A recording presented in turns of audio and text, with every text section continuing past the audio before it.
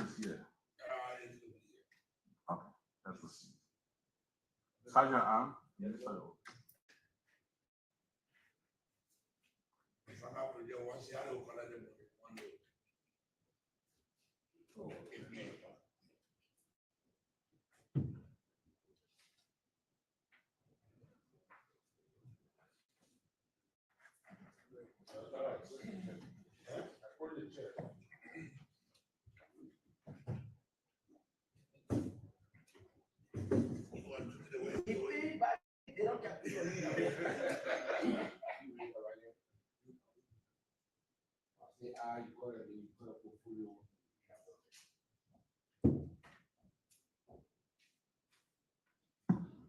I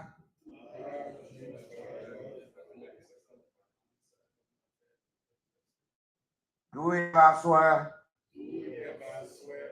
that the testimony I'm about to give and to my recollections is the truth and nothing more the truth. So help me God.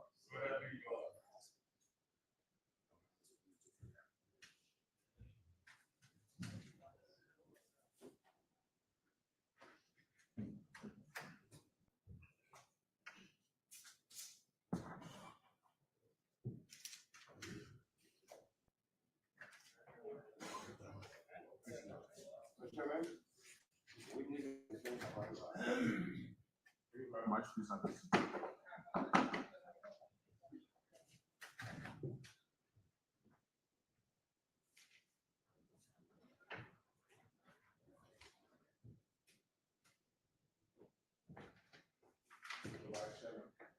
please welcome.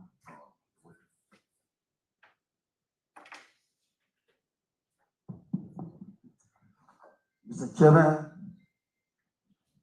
distinguished senators in attendance at this hearing, our guests, officials of the executive, for and on behalf of the Liberian Senate, we want to, and the committee, we want to officially welcome you at this hearing. The purpose of this hearing is to interact with you on instruments presented to us through the office of the president about the total agreement and the Oranto agreement. Those two instruments that were presented to us for scrutiny and passage cannot be passed without interacting with you, the members of the executive IMCC, who directly discussed with the contractors, our partners that are coming to forge partnership with us as a government. So you will now convince us, tell us why you've gathered from them that is in the interest of our country, and that is why you've been invited here. Again, I want to welcome you. Let us please constructively hold this discussion in the interest of our country. Police, this is our task as senators to engage the executive in order to inform our decision that will lead to the passage of these instruments. Our fourth estate that are at the gathering, normally here when hearings are being conducted, we don't cheer, we don't boo, we don't disturb. If anybody is at the gathering who has a question, please pass it on to a senator who will represent your idea, your views, and ask whoever you want to ask, again, for and on behalf of the chair, the joint chair of this committee, and the committee as a whole, the representative. We want to officially welcome you, our guests. Police, you are welcome. Thank you very much, Mr. Chairman. Thank you. Sure. At this time, we will start with self-introduction with members of the Liberian Senate present. Starting on my extreme left, Senator Tuareg. My name is Bill Tuareg. I represent people of Lower Tescam.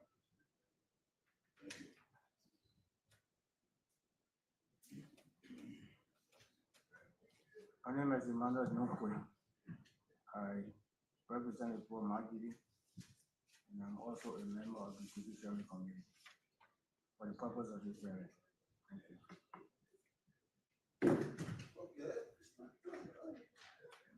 That's the chair, Senator, that's the chair of the Silo and chair of the Judiciary Committee.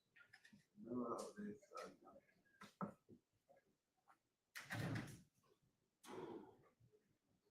My name is Stephen Smith.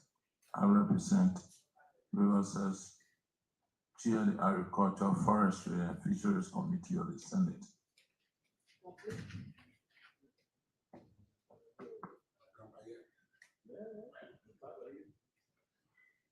Janet Island Skyline,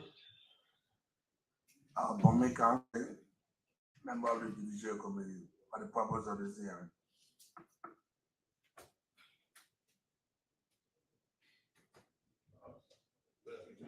My name is Jay Global Brown. I'm Senator of Maryland County, Chair on Rules, Audit and Other. Yantua Jr., Senator of Yuba County. Member of the Ways, Means, Finance, and Budget Committee for the purpose of this hearing, and the lead campaigner for concession compliance. Somewhere Gongwen Kuga, Senator Nima County, consultant to Honorable Snow.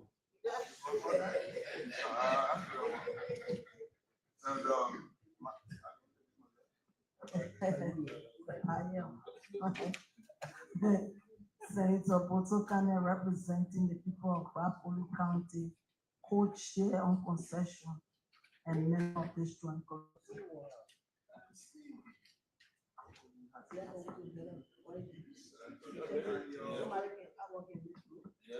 Senator Nathaniel McGill, Senator of my unique country, member of concession committee.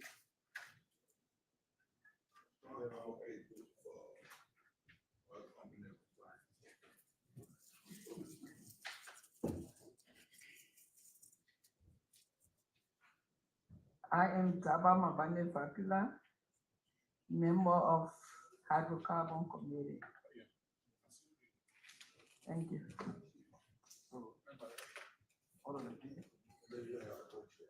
My name is Luminiti Ishbatekwa. I represent the County of Grand Crew. I chair the Committee on Concession and Investment, members of the joint, co-chair of the Joint Committee.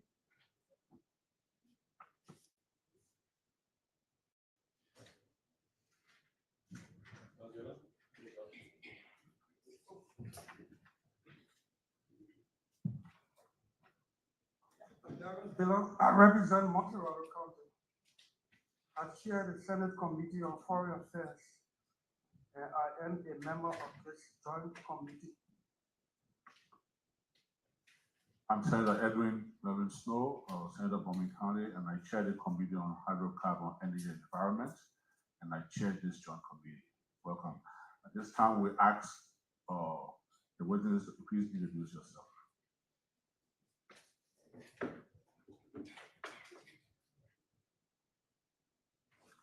Honorable Chair, my name is Charles Rivahai. I'm the Deputy Minister for Energy at the Ministry of Mines and Energy, and I'm serving as the sector lead for the energy sector.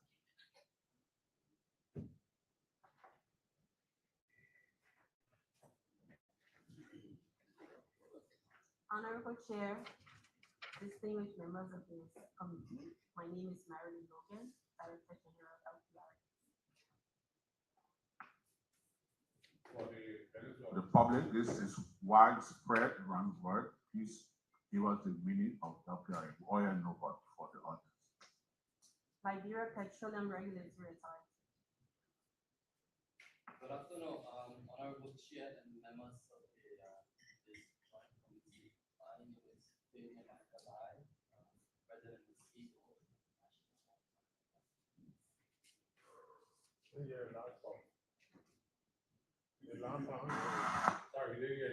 CEO of the President and CEO of the National Oil Company of Liberia. Please use your mic. Please use your microphone to record. My name is Fabian Michael Lai, President and CEO of the National Oil Company of Liberia. Good afternoon, honorable senators. I'm Anthony G. Myers, Deputy Minister for Fiscal Affairs, Minister of Finance and Development Planning.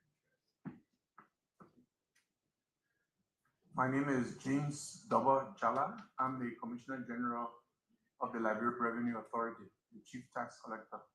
Good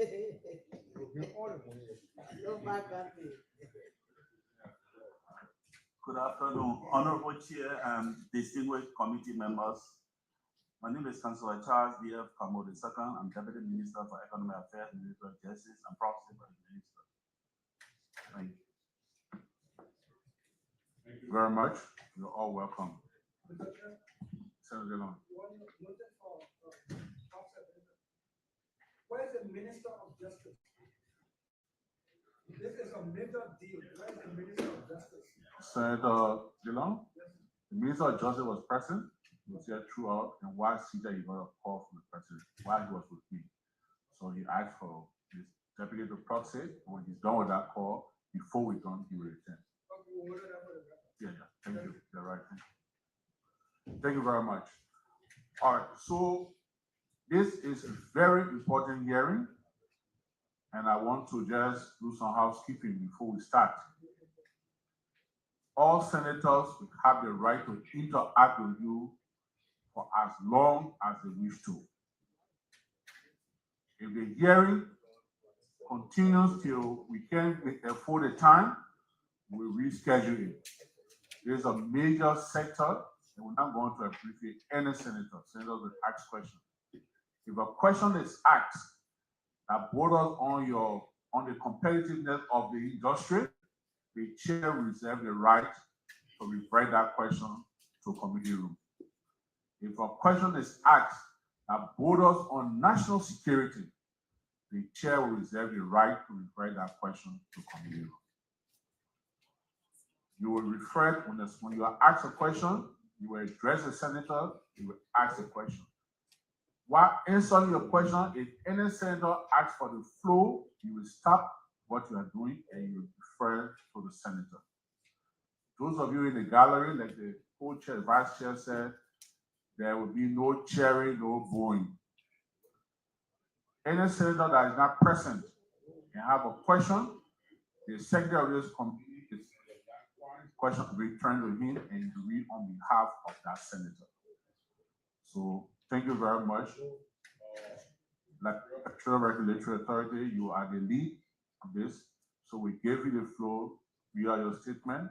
And there's any, during the question and answer, senator will have the question to ask any one of you on the floor. You have the floor.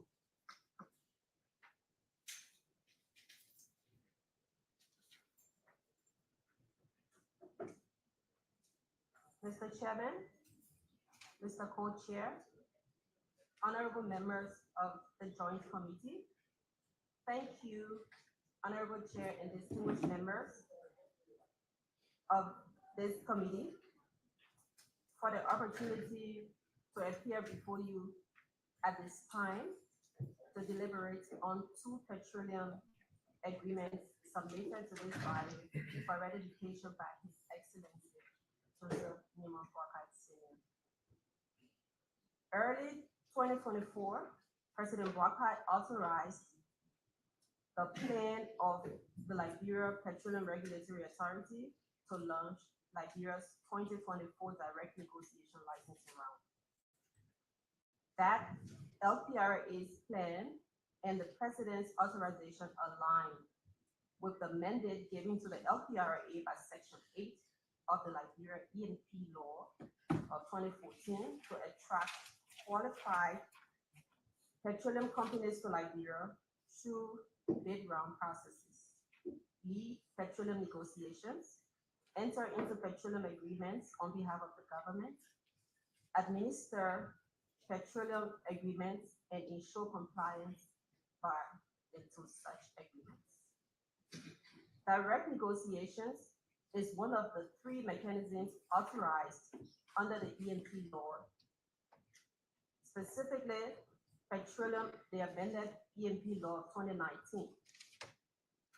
After extensive consultation and out of Liberia, both in and out, and with the approval of the president, the LPRA determined that direct negotiations would best serve Liberia's national interest, given the prevailing global market conditions, including declining oil price, relatively low global exploration appetite, and high risk nature of frontier basins such as Liberia's. Although termed direct negotiations, the process remains competitive and transparent by design and execution. On August 15, 2024, the LPRA published both locally and internationally an invitation to participate, which reached international oil companies, regional operators, and Liberian-owned companies, each subject to specific pre-qualifications standards. Interested companies submitted applications to the LPRA. Companies that were determined to have technical financial capabilities after a comprehensive due diligence were formally notified and invited by the LPRA to negotiate with the government of Liberia. Throughout the process, the LPRA executed its responsibilities within the framework of the petroleum law and under the authority granted by the president, who formally endorsed the licensing round. Honorable Chair, distinguished members, the two agreements before you today are the direct outcome of the rigorous, transparent, and legally compliant process we executed. The LPRA wishes to place on the record its profoundest appreciation to the President, Honorable Joseph Nima Boakai, His Excellency, advisory team, the Ministry of Justice, the Ministry of Finance Development, the Ministry of Mines and Energy, and the National Oil Company of Liberia. Their support was instrumental in enduring a robust whole of government approach throughout the licensing and negotiations. The factor that guided our negotiations and informed the decision we took. Liberia is not yet an oil-producing nation. Between 2010 and 2017, major oil companies, including Exxon, Chevron, Anadarko, Eni, Repsol, conducted exploration activities on the earlier agreement. While those exploration programs provided valuable geological data, none of them led to a commercial discovery. By 2018, all exploration activity had stopped. And when this administration took office, Liberia did not have a single active operator in the oil and gas sector. Globally, the oil and gas environment changed. The 60% fall in oil prices from more than $110 per barrel to below $45 beginning in 2014, reduced investment across the world as companies cut back on exploration and focus more on production and producing areas. Countries including Liberia, which have considered frontier basin, saw investor interest disappear. Across Africa, Guinea, Sierra Leone, Gambia, Ghana, Cameroon, and Madagascar launched licensing rounds that produced little or no results. Even larger markets, such as Brazil, experienced low participation in some rounds. The message from the industry was clear. Exploration companies had become more cautious and selective and prepared to take exploration risks only if fiscal terms are fair, transparent, and predictable. Against that backdrop, the LPRA worked to reposition the country's petroleum program. Working with the National Oil Company of Liberia and TGS, which manages and markets Liberia's offshore petroleum data, LPRA initiated a detailed technical review. TGS had reprocessed both two-dimensional and three-dimensional seismic data covering most of Liberia's offshore acreage. The studies included basin modeling, source rock maturity analysis, and mapping of geological tracts that share similarities with discoveries in Cote d'Ivoire and Ghana. These studies confirmed Liberia's basin remain prospective. However, they also confirmed that attracting investors would require commercial terms that reflect current market conditions. Over the past 18 months, more than 10 international companies licensed Liberia's data from TGS have held discussion with the LPRA. Their feedback was consistent. They see the potential in Liberia's basin, but willingness to invest depends on the competitiveness and stability of the terms.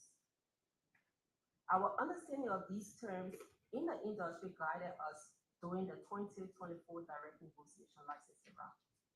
Our goal was not simply to sign agreements, but to restart activity in a structured and credible way that attract more companies to the basin for exploration activities.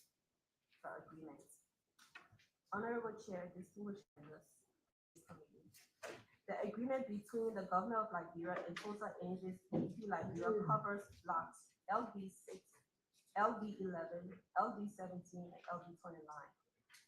And the agreement between the government of Liberia and Oranto Petroleum Liberia Limited covers blocks LB15, LB16, LB22, and LB24. Together, both represent the effort of President Wakai's administration to restart exploration in Liberia's offshore basin after many years of inactivity. Honorable members, these agreements were negotiated to ensure that Liberia benefits meaningfully at every stage of the petroleum value chain, whether or not a commercial discovery is made. Before any oil is found, Liberia is guaranteed substantial financial inflows, $47 million signature bonus, and milestone bonuses across 8 blocks, more than $14.6 million in service rental during the exploration period, and $20 million in management fees over 10 years. Before oil is found, the contracts also mandate $1.6 million annually for training, $1.4 million social contribution, $300,000 custom lump sum payments, and $4 million in hydrocarbon development funds. Just as importantly, Article 13 establishes strong local content requirements to prioritize Liberian workers, Liberian-owned businesses, and technology transfer, while ensuring that every major contractor earning over $5 million per year complies with these domestic participation rules. These provisions ensure that Liberians gain jobs, skills, business opportunities, and institutional capacity long commercial production begins, long before it begins. If commercial production is achieved, these benefits are guaranteed to increase significantly, while others new benefits, including royalties on every barrel produced, an estimated $360 million in production bonuses, strong legal protections, clear termination triggers, automatic removal of the operator for payment failure, mandatory drilling and reporting obligations, and enforceable performance guarantees. Together, these agreements provide a responsible and transparent and economically sound pathway for restarting Liberia's oil and gas industry with protections that secure national interests today and long into the future. In addition to the financial and capacity building benefits already noted, the agreements also require the company to give clear preference to Liberian-owned businesses wherever their prices and qualities are competitive. And even when foreign suppliers are slightly cheaper, Liberia will receive preference so long as the Liberian price is not more than 10% higher. The companies must also structure their procurement systems so Liberian firms have meaningful opportunities to bid, develop and update a local purchase and project linkages plan that steadily increases the shares of goods and services sourced locally and ensure that all major subcontractors comply fully with these procurement obligations. These agreements do not mark the end of the process, but the beginning of a new phase for Liberia's oil and gas program. They create a path back to exploration and to the gradual rebuilding of investor confidence. They were negotiated carefully to protect Liberia's interests while making the country competitive in the market that has changed significantly since our last round of exploration. Mr. Chairman, Mr. Co-Chair, honorable members, I thank you once again for the opportunity to make this presentation. We look forward to answering any questions you may have to assist you in reaching a decision on this agreement. Thank you. Thank you very much. And as I said, I'm happy that members of the MCC are all present, including the National Oil Company. So we'll now go into the interaction portion of this hearing. Even though you did not give a statement, but if any senator so desire to ask questions to any of you present, please be prepared to answer the question. Or is there any addition anybody want to buttress what she said? Or we proceed? Proceed.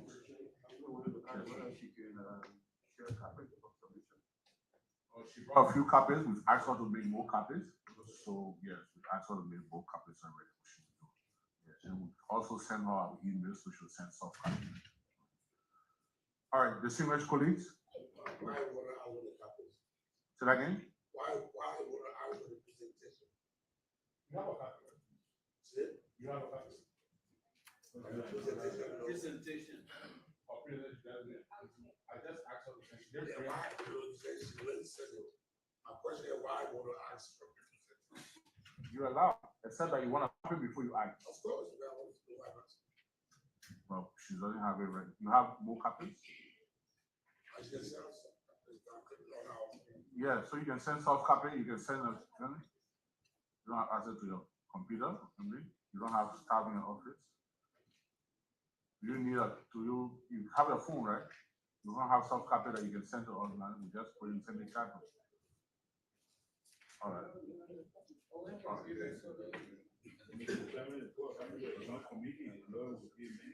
Please send to my office, let them a copy scan and send to me. In the meantime, we'll proceed.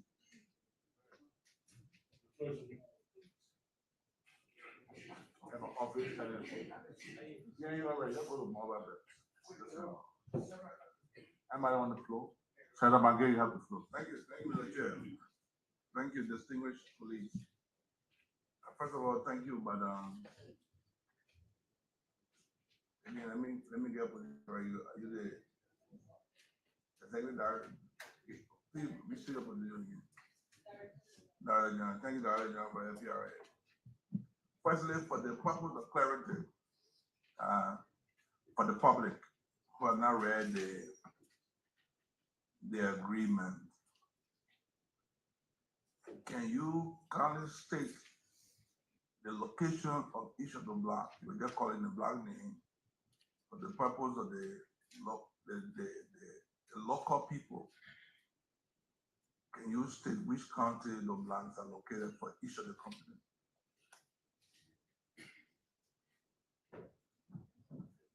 Yes,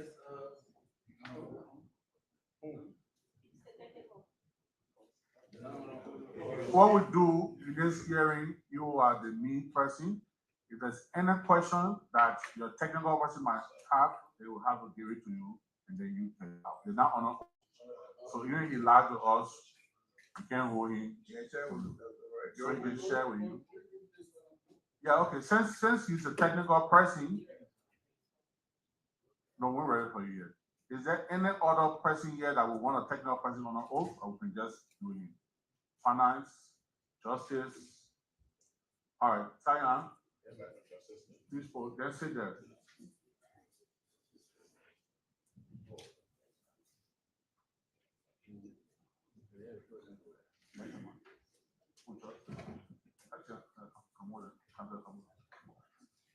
Where's Zion? Please put the two gentlemen on the oath.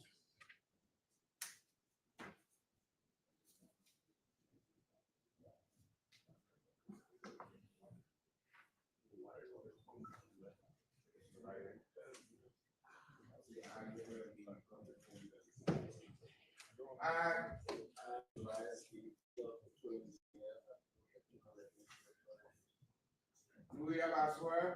And the testimony I'm about to give. And my recollection. Is the truth. And not the word.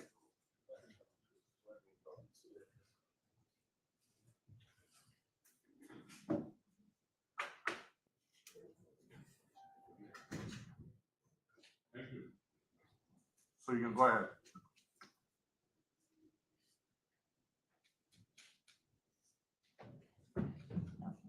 So Honorable Maggie, in response to your question, these block stretch from Maryland and close to River Cess. For the purpose of clarification, we are dealing with two companies, correct?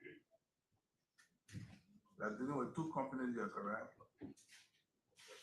Two concessions. Yes, we are dealing with two companies, Okay, yes. can you state, for example, in which location Total will be drilling oil?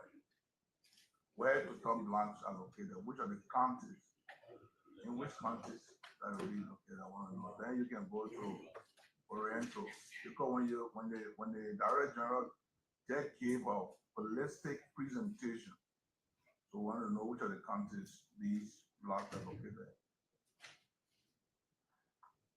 Okay, thank you. So first of all, if you look at the way the blocks are structured off the coast of Liberia, there are some other blocks that are very close to the coastal area, and there are some other blocks that stretch in the deep water.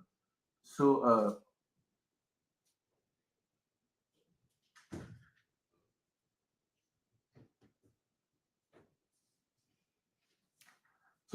for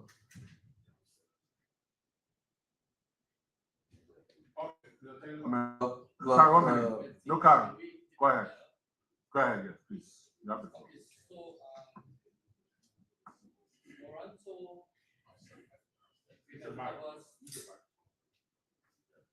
Toronto agreement covers block 15, 16, and 24.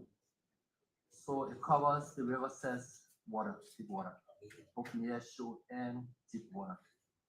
The total blocks cover block 6, 11, 17, and 29. That covers the Sino area. Thank you very much. Thank you very much.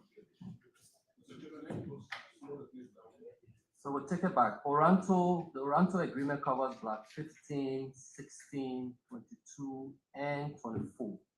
That covers the River Cess block, both near shore and deep water.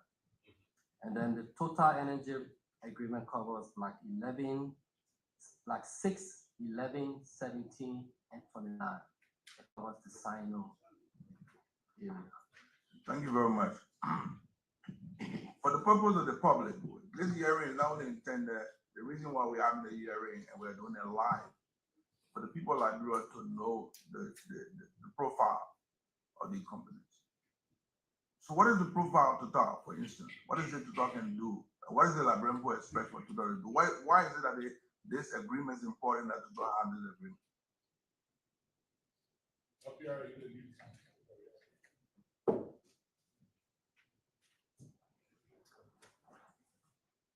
So Total Energy is a global super major. They are multi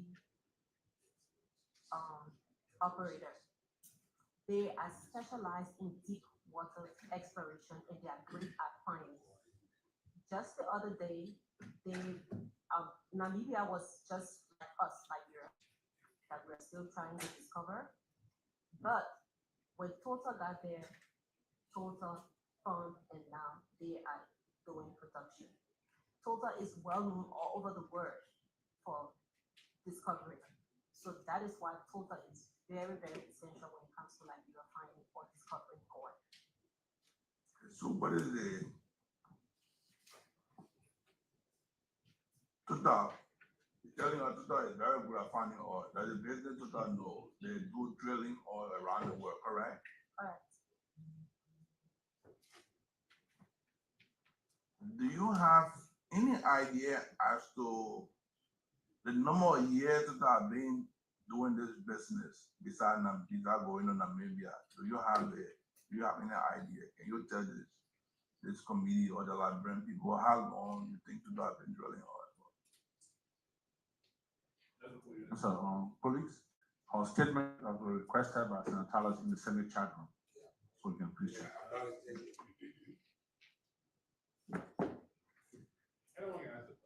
Honorable Miguel, if you just give us a few seconds, we can give you that. So talking to the boy or not? No, because we didn't take all of that into consideration. It's a huge document that we have to work No, with. but the simple thing, the first profile, how long they been going there?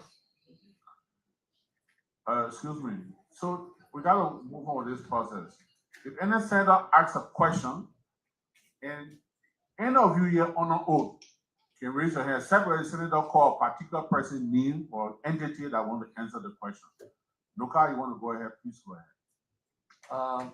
So Senator, for the record, we can indicate the total number of years Total has been in operation, but what we know is that Total is a super major, it's one of the 6 biggest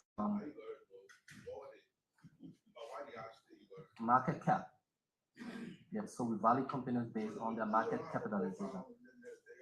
They have, but it's a question of, That's something you were interested in to know. Somebody because Total for the oil and gas sector, Senator, it's a household name. It's a company that operates in 120 countries in the world, employ over 100,000 people. It's currently producing over 2.4 billion barrels of oil a day.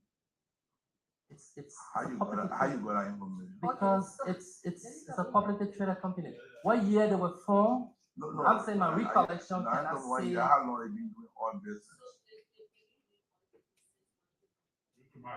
Since 1924. Very good. Yeah. Now we're getting to a point. Now, Total is a multinational company. Their business is about drilling oil. So any country you go, you sure you'll get oil, correct? You sure you'll drill. You will drill and you will get oil, correct? They will drill. And you'll get oil. Correct. Thank you very much. Now, let me leave Total small, let me go to Oriental. Yes.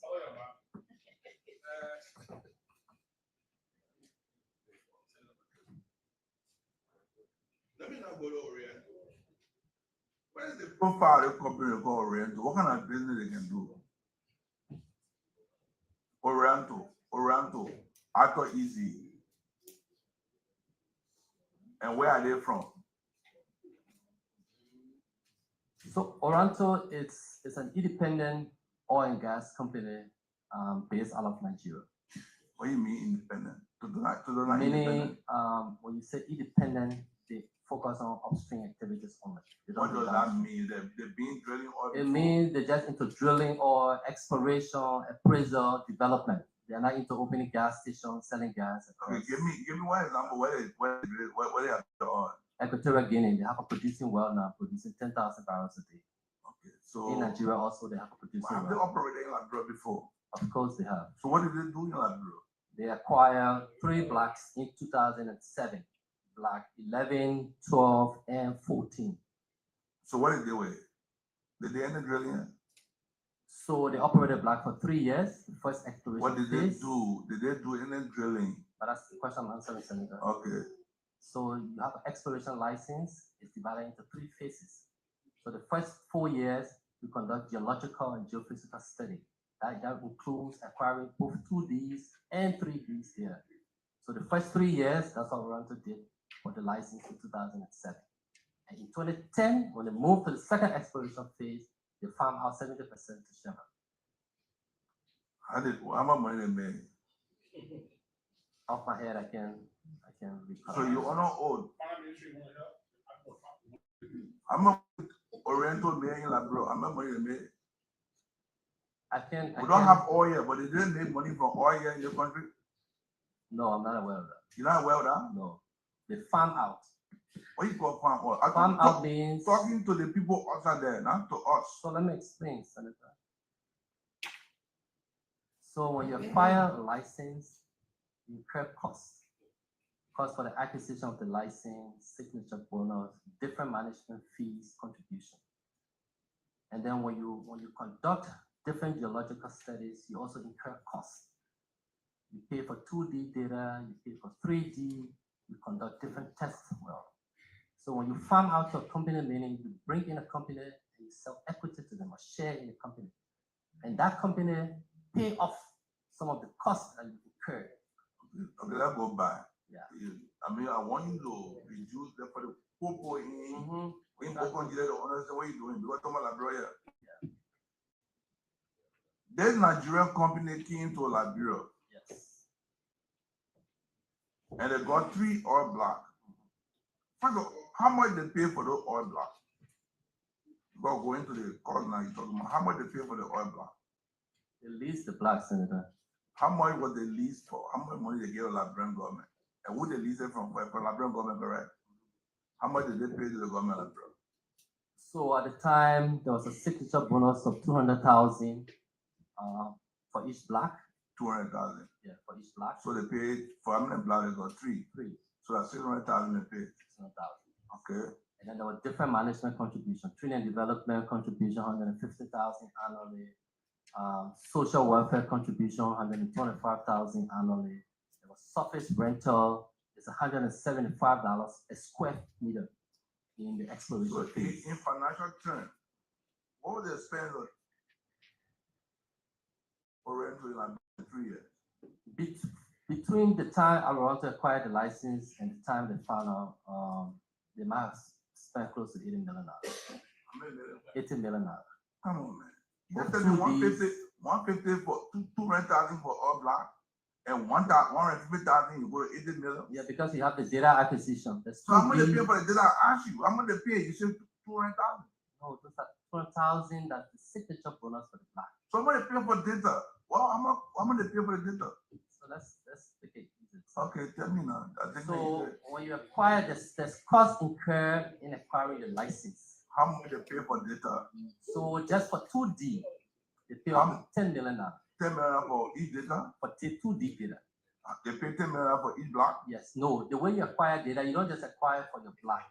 You acquire for an area which will cover your block and other areas. You don't just acquire for your block. So they spend up to $10 million just on 2D data. $10 million. Yes. Because and then you have to incur costs to interpret and reprocess the data. Do you have the audited financial record? Because you got to present it for the public to see. You get almost 80 million. Now you're defending the company that pay 80 million. You got to bring the proof. So how much the farm offer? How much money they made when they sold the block to Chevron? How much money they made? Chevron paid $150 million. Not 200 million. I'm not aware of So where is 200 million coming from? I don't know, Senator. Finance Ministry, can you testify to this?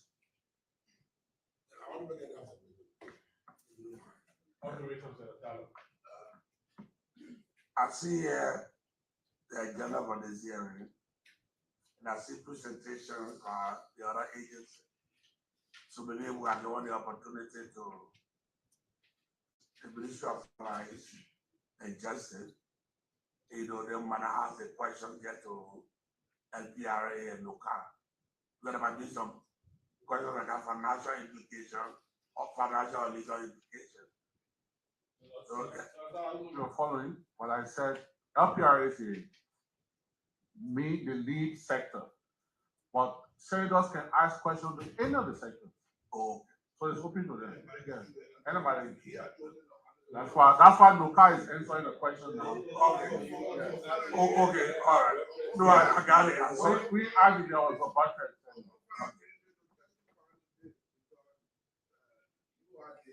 Prime Minister, LPR and LRA to testify to this for the dead money. So I want you to testify to what the president of the guy is saying. Is it true that we pulled $850 million from? The only $1 million and made $150 million. Thank you very much, Senator McGill. We know that for the purpose of this hearing, we know that Oranto did acquire oil blocks, which is later sold on to other interests. And we also know money was exchanged in the process. But for the purpose of this hearing, in order to be factual, we will need to provide you the specific information at a later time. So you don't request, you're not too sure the information the president providing, correct? No, I'm sure that those transactions take place. No, but you're not too sure the validity of the information. I'm not questioning the validity of the information, but the accuracy, to be specific about the sums involved. So you are doubtful. No, I'm not doubtful. Finance Ministry, like I said, this hearing is not just an event. Hearing on this matter is going to be a process. So please, whatever document you have on that transaction and Ministry of Finance, please give it to the committee as we continue our deliberation. That's exactly what I'm proposing. Thank you, Mr. Chairman. Okay, so the finance ministry will submit all the documentation but Oriental to this committee, correct? You wanna hold? Can we? I don't want to be categorical or because Honorable Senator, this kind of transaction. Mr. Minister, yes, you will submit whatever document you have available to the committee. If it's not sufficient and we need additional verification, the committee will proceed with verification. We accept whatever, but not all. To the extent that because you came back, I was specific, but you came back to you read sarcastic. I just said to you, whatever document you have available, submit it. If we need to verify, we'll verify. Mr. Minister. We'll provide. But see, let me tell you something. One of the mistakes we keep making, and I'm saying we because we are government officials. We had the opportunity. Labrenpo will go to Labrenpo to vote for all the girl power. It's our responsibility to protect them. And we have to learn if we made mistake to say we made some mistake. We are here to make sure we correct the future. We can't be here defending, we should be defending the country than defending the investor. Right now, Labrador interest come first. So you honor oath and testify. Now let me go back a little bit, Mr. Chair. Let me go to Oriental. Oriental paid $10 million for 3 oil blocks. Is that correct? According to you, for the data, correct? 2D, what do you call it? 2D, that is data. You're calling this for our record. Yeah, when you say Oriental paid $10 million, because it doesn't for Oriental spend $80 million. I'm saying they paid $10 million. Senator, the different categories of data. So that's why I have to specify. What is the difference between the data they pay for and the data they're getting now? It's the same data. Okay, so how much money they pay for the one? They have not acquired new data. Oh, the black one they get, I think black they using. Because they have data across the basin. How did that? Let me go back there. So explain to me how to acquire data.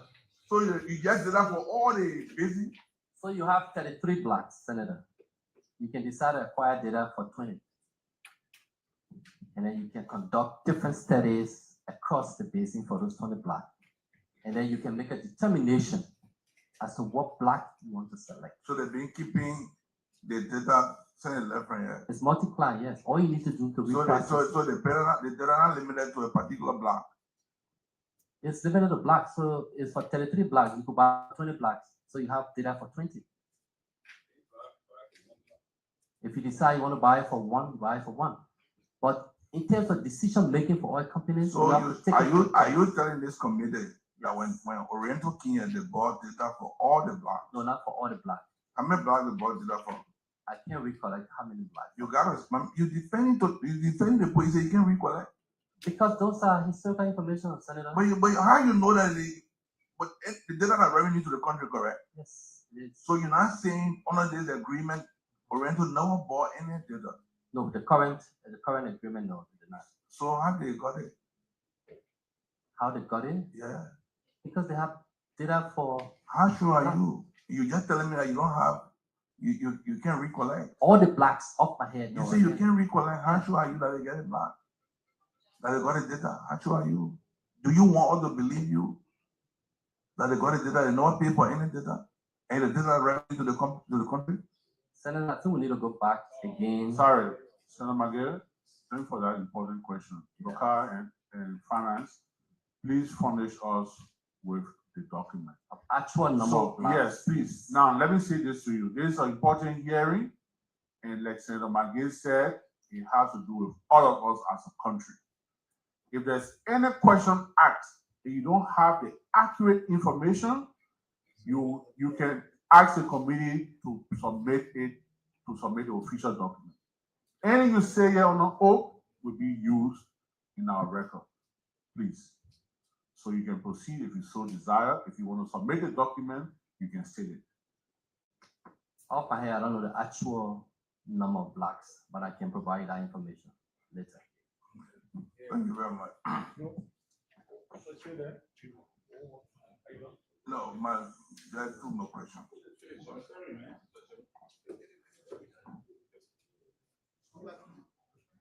You are not the chair here. No, no. Not today. Not today.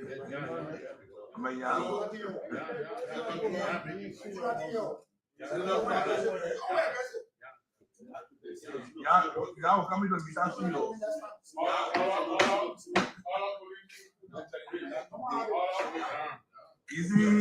You see, let me be clear. We are.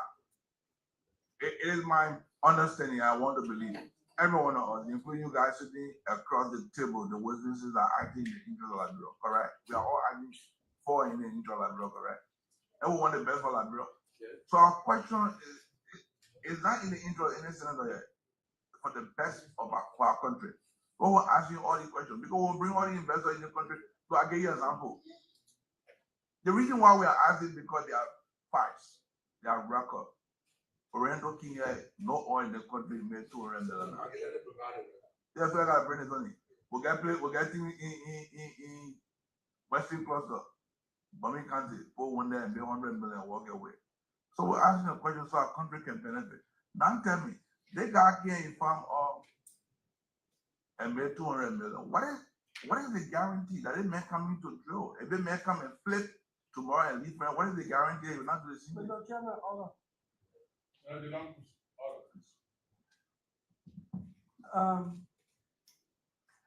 We should, I'm calling my colleague to order so that we can be very, very clear here and not in. You ask, how much was this block flipped for Ovato? The local chairman said 175. The 150. The finance ministry is not prepared with the records right now. Okay. You are saying, I'm coming some, I want my order. You are insisting it's 200 million. Yes. Show us something. That's my order. Order overruled. All the financial matters on this, the committee will request proper financial record. The first, order, please. Order, please. 1 minute. Order, please, Senator Magere, order. Again, let me make this clear to the witness. Public hearing by the legislature is not an event, it's a process. Any follow-up document we require from this hearing, we ask you to submit it to us and we'll look at it in our committee room to inform our decision. Please do not speculate. If you give us information that is not on your record, this hearing is recorded, it's also live. If you say anything to us that you cannot verify through documentation, it will be used against you. I will be clear about that. Mr. Chair, thank you. I'm under obligation to ask you a question. And the rumor in Liberia, and the rumor has not been disputed by anybody, that the block was sold for 200. You can correct me. You can correct me if I'm wrong.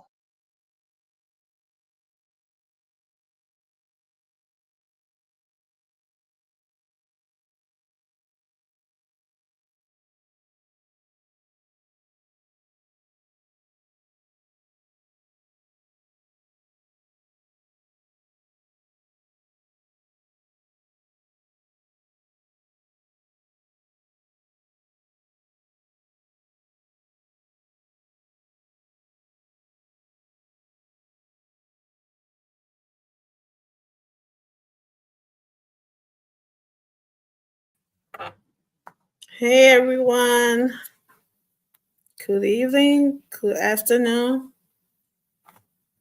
good morning, wherever you're watching us from. I just want to work my camera screen. It looks a little blurry to me. I don't know what's going on with it, but yeah, I think I need to take a.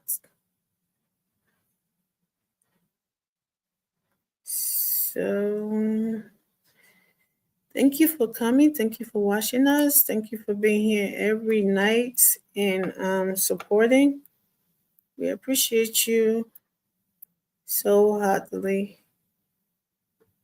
We don't take it for granted. I know it's late. We've been coming on late these days. There's a lot going on, school, exams, and other projects, and some people are planning to travel, like I said. And so it's been a whole lot going on. So we're trying to juggle everything in school, work, everything with kids. We just don't want to not show up and people wondering where we at.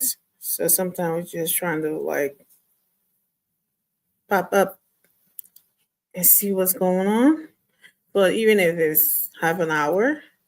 So I'm not sure if I'm going to have people joining me today, but I know we didn't come on yesterday. So I tried to do due diligence to show up and, explain myself. Yeah, because we're all in this together, right? It's disrespectful when you don't see us and you don't know what's going on. Guys, I don't know what is going on with my camera, but it looks a little, I don't know if it's my light in here. It's a little fadey and, thank you so much. Hey, Tommy. I appreciate you all. Thank you. And if someone would join me today, we will start up. But I just want to start up by playing this video of because right now I'm trying to do awareness of what's going on in Liberia. Sometimes I know how people a lot of them are trying to leave the country, wants to travel, they want to know what's going on outside of Liberia, because of their hardship and those jobs and stuff like that. It has always been there, right? Excuse me. So wish if you have the opportunity, by all means, you should pursue it, but be careful. Be careful. There is a lot of scammers in Liberia today that pretending to have the key to, Europe, America, and Australia, I think, or something like Canada. So if you don't know any better, they will be asking for all of these monies to pay to them, and how they will do this for you, they will do that for you. If you are not going to the embassy yourself, please be careful. And this video I'm about to play is something I've seen today, and I feel like every time I see a video like this, not a lot of people can watch it the first time, right?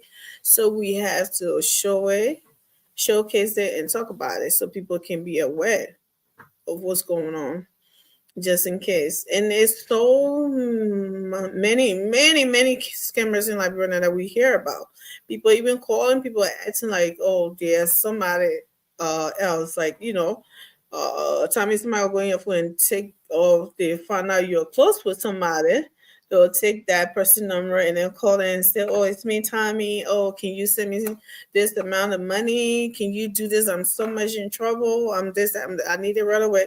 So it's a lot going on. And I know people all the time, and people say, oh, poverty bring there. Yeah, poverty do bring crimes and stuff, but there are a lot of people, other people there too, trying to, you know, do right. It's always the rest of the other people that want the easier way out. And unfortunately, the people that you try to use for that easy way out are people who are going through the same thing, right? Like them, or even worse. Now, these people you're going to the scam to try to rob and do all of those things, they are also going through it them just like you. They are not the cause of your problems.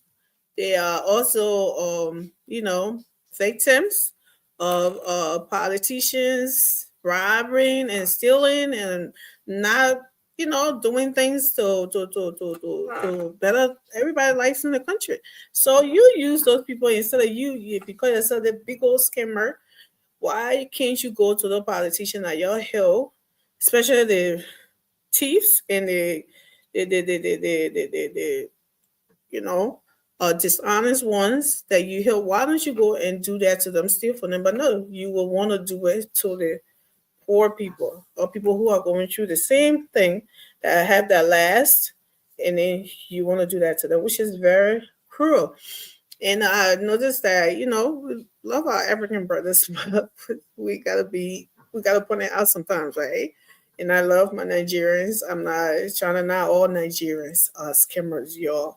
They have some real good people in Nigeria, you know, and we got to acknowledge that. But majority of them too are up to no good. And I think Liberia is trying to get on their same road with them.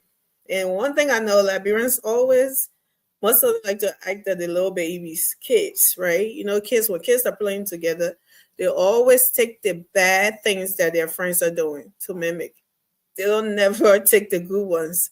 So we have to be careful in Liberia. And let's play this video and talk about it while I try to see what's going on with my camera here, because I look like I'm in the 1800s right now. That's what it looks like. So let me play. And oh boy, and we can talk about it. But first, please share the show. I know it's only me here today. Your favorite guys are not here, but please, maybe someone else will join me before I leave here. But share the show, please. Subscribe, share, and comment on YouTube and Facebook. And I do truly appreciate you for doing that. Thank you so much.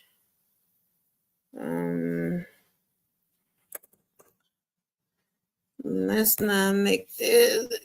Oh, where is that? There you go. Right there.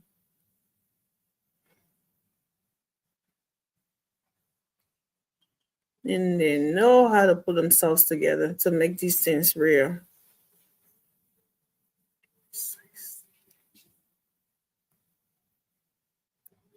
Mm-hmm. You know how to make these real. The more we expose them, you know, the more they'll maybe stop or look for something else to do. And so let's do it. Investigation on having some of these schemers from the QNet program that the police have just apprehended two two of the schemers along the VOA way. After this lady, you see, carries a complaint that there was a 1,500 United States dollar that they are going to they were getting her to travel. So because of that, as you can see, the police is calling. He refusing to go. He refusing. He is refusing to go. The police inviting him, but he said he cannot leave. Can you imagine? He had the president, the first president photo here. He had just to make it appear to make it appear like this is real. So they even had the president, vice president. Yes, that office. So now there are two. There were about 50 plus. There were a lot of people in here, but what happened is that they put them out. They took them and then put them out after they do everything. Okay. So what kind of product is this? What kind of product is this? Let's see the product you have here. Yes. What kind of product is this? Now the police is here to invite him. But he refusing to join. That was this schemer is refusing. How will you be in the office? This is your office. This is his office. So say you don't know about it. So he said he doesn't. This product, what kind of product is in the bag? You cannot display. So yeah, what kind of product? Yeah, what? I'm putting a video. Yeah. So, all right. This is, we don't know why it's in this product. These are huge. Simon Bragg, he said it's a product. He's fighting the CSV officers who are come on the scene to do an investigation. After the CSV received a tip off from a committed dweller who they took 1,500 United States dollars from. They took her and took her money, and we learned that there was serious Liberian male and female out here that are affected by this, and the guys took their money from them and put them here. So these are the products. I don't what comes why you see the product, I don't want to know. Yeah. So if you pay your money, we learn that they will give you this product. After taking all the money, they'll give you the package. They'll tell you this package is what we get from you or from England or somewhere else. So then they'll give you this product you see. Then they tell you these are your products, these are your package here. So you after eating, he'll show up money and say like a package here. So that yes, so then yes, it makes sense. Yes. What are the other okay, that will know why inside? Yes.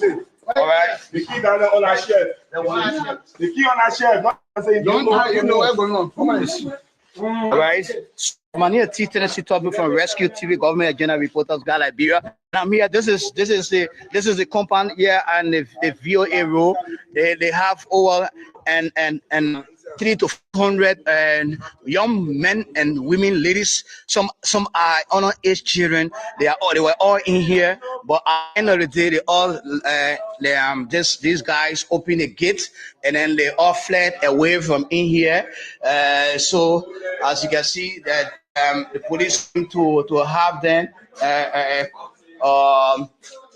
invited or going through interrogation so that they can be able to know exactly what they did to the woman. This is Lily. This is Lily. So let me.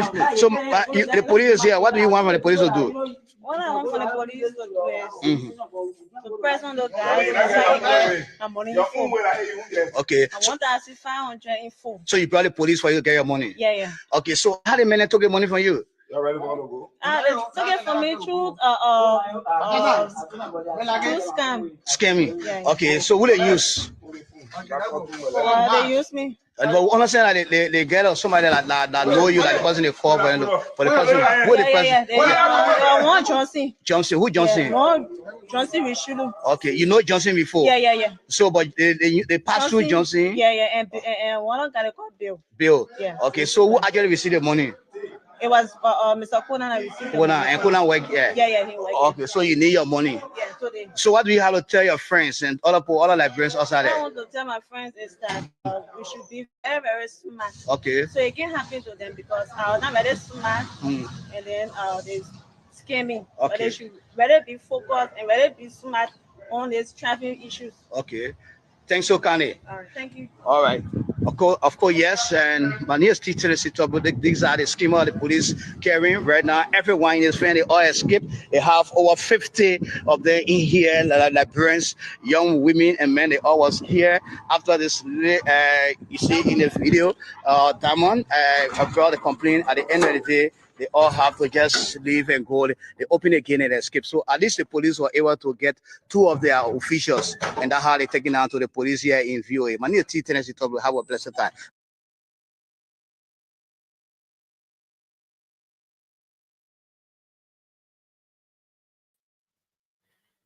So, you guys,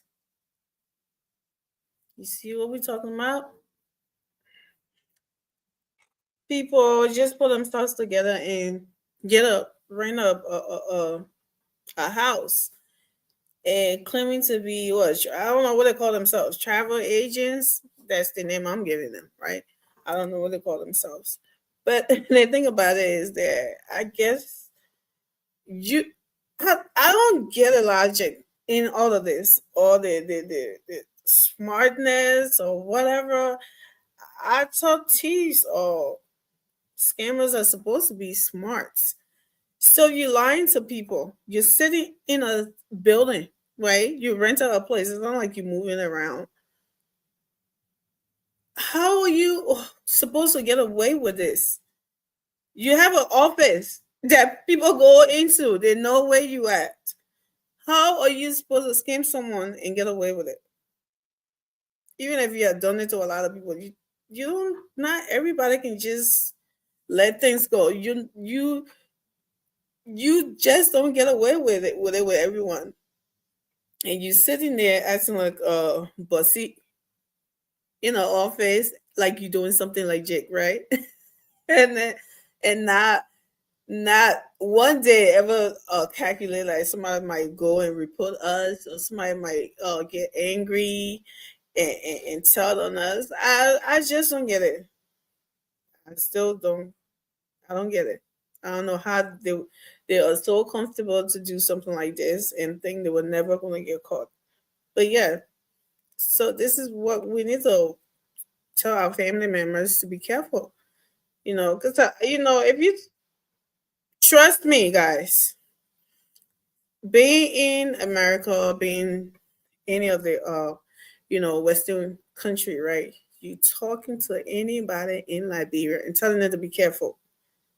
They think you are so hateful, so jealous, and don't want them to come to have some of the honey and milk that you're over here drinking something. Okay, if you're telling them to be careful, you have to do it this way. If you're playing DV, do that. If you do that, do that. Don't let anybody lie to you. These people are thieves. They're not real. They would not believe you. And it happened to, like, firsthand, it happened to a friend of mine. She was telling this guy that was working for them, right? Selling some stuff for them. Like, he told them about, somebody said they have way for us to get to this. But they said that sounds like a scam. Do not listen to that person. He was asking them to help him with the money. Guess what? He's like, people don't want us to be down here. Who is they sending others, doing it for them, doing that for them, and then they don't want anybody else to come over there when you're telling them about your opportunity that you get. They don't want to support you. So he went and took the people business money and spent it on that so-called process. In it, thinking that it would be successful and he will come and give the money back. And when I don't know, it was like up to what, $2,000 to $3,000 out of $4,000. He put it in there, and then when he found out it was a scam, those one that they ran away. He didn't know how to get them. Then he couldn't tell the people who were advising him, telling him that it doesn't sound real. Be careful. It sounds like a scam. You have to do things your way. Keep playing the DVD, keep doing it, and he will get mad. And now, they don't want him to tune there. They don't want to do nothing for him. He was scared not to tell them because they told him not to do it, and he didn't listen, and he lost the money. That wasn't his. He stole the people money and lose the money. So from stuff like this. So I have a family member that called me one time and started telling me about, they said they would take us to their country and we'll be there to study, and then they'll be doing this. Well, I'm like, dude, there's some more pesos and so amount, and then we'll be there. I'm like, dude, that doesn't sound right. What have you done for these people? Like this person, this person. Why, if this thing was so real, they would have gotten all their families on there. Their closest families would have been on there. They would not go in the community looking for people to get on there. Don't fall for it. So he wasn't listening, right? But his parents kind of told him the same thing. So he held back. He had no choice because he didn't have any money to do it anyways. But later on, found out that it was all a scam. So, maybe some people might not want something to happen, good things to happen for that family or whatever, but not everybody. When people wanting people in Liberia, it's not everybody wants your downfall. Not everybody wants you to sit there and suffer or whatever. Hey, it's a good opportunity. Trust me, I'm pretty sure most of your family will want to support it. But that's not how people over there look at it. And I hope some of these things will teach them lessons, and they will start to look at things in a different light, instead of being, if it looks too good to be true, I just know that it's not true. That's what I'm saying. So I wanted to bring this to kind of, and I will keep playing this sometime and keep talking about it, because there's a lot of going on in Liberia now with it. It's too much scamming going on, and it has got to stop. Yes. And there's another thing too that I don't know how true it is, so I didn't want to bring it and talk about it, but it still is disturbing, right? About this fire situation, how people are intentionally putting people's houses on fire. And then when I heard that thing today, my guts, like, I felt so sick in my stomach.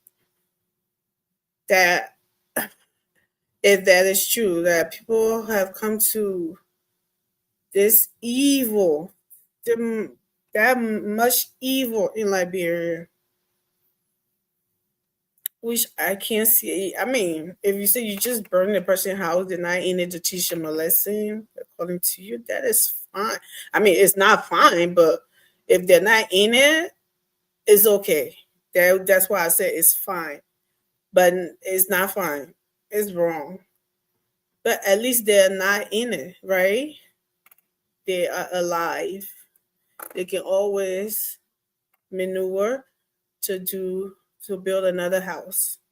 But leaving someone in a house and putting fire on it, that's another evil to another level that I don't even want to believe.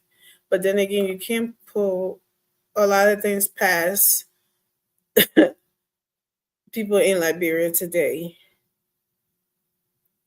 It's disturbing, and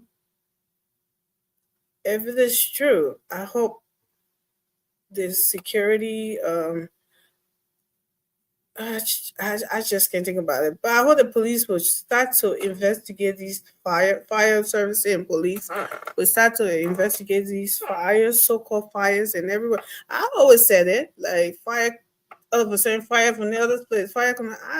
For some reason, I just felt it in my spirit that is not.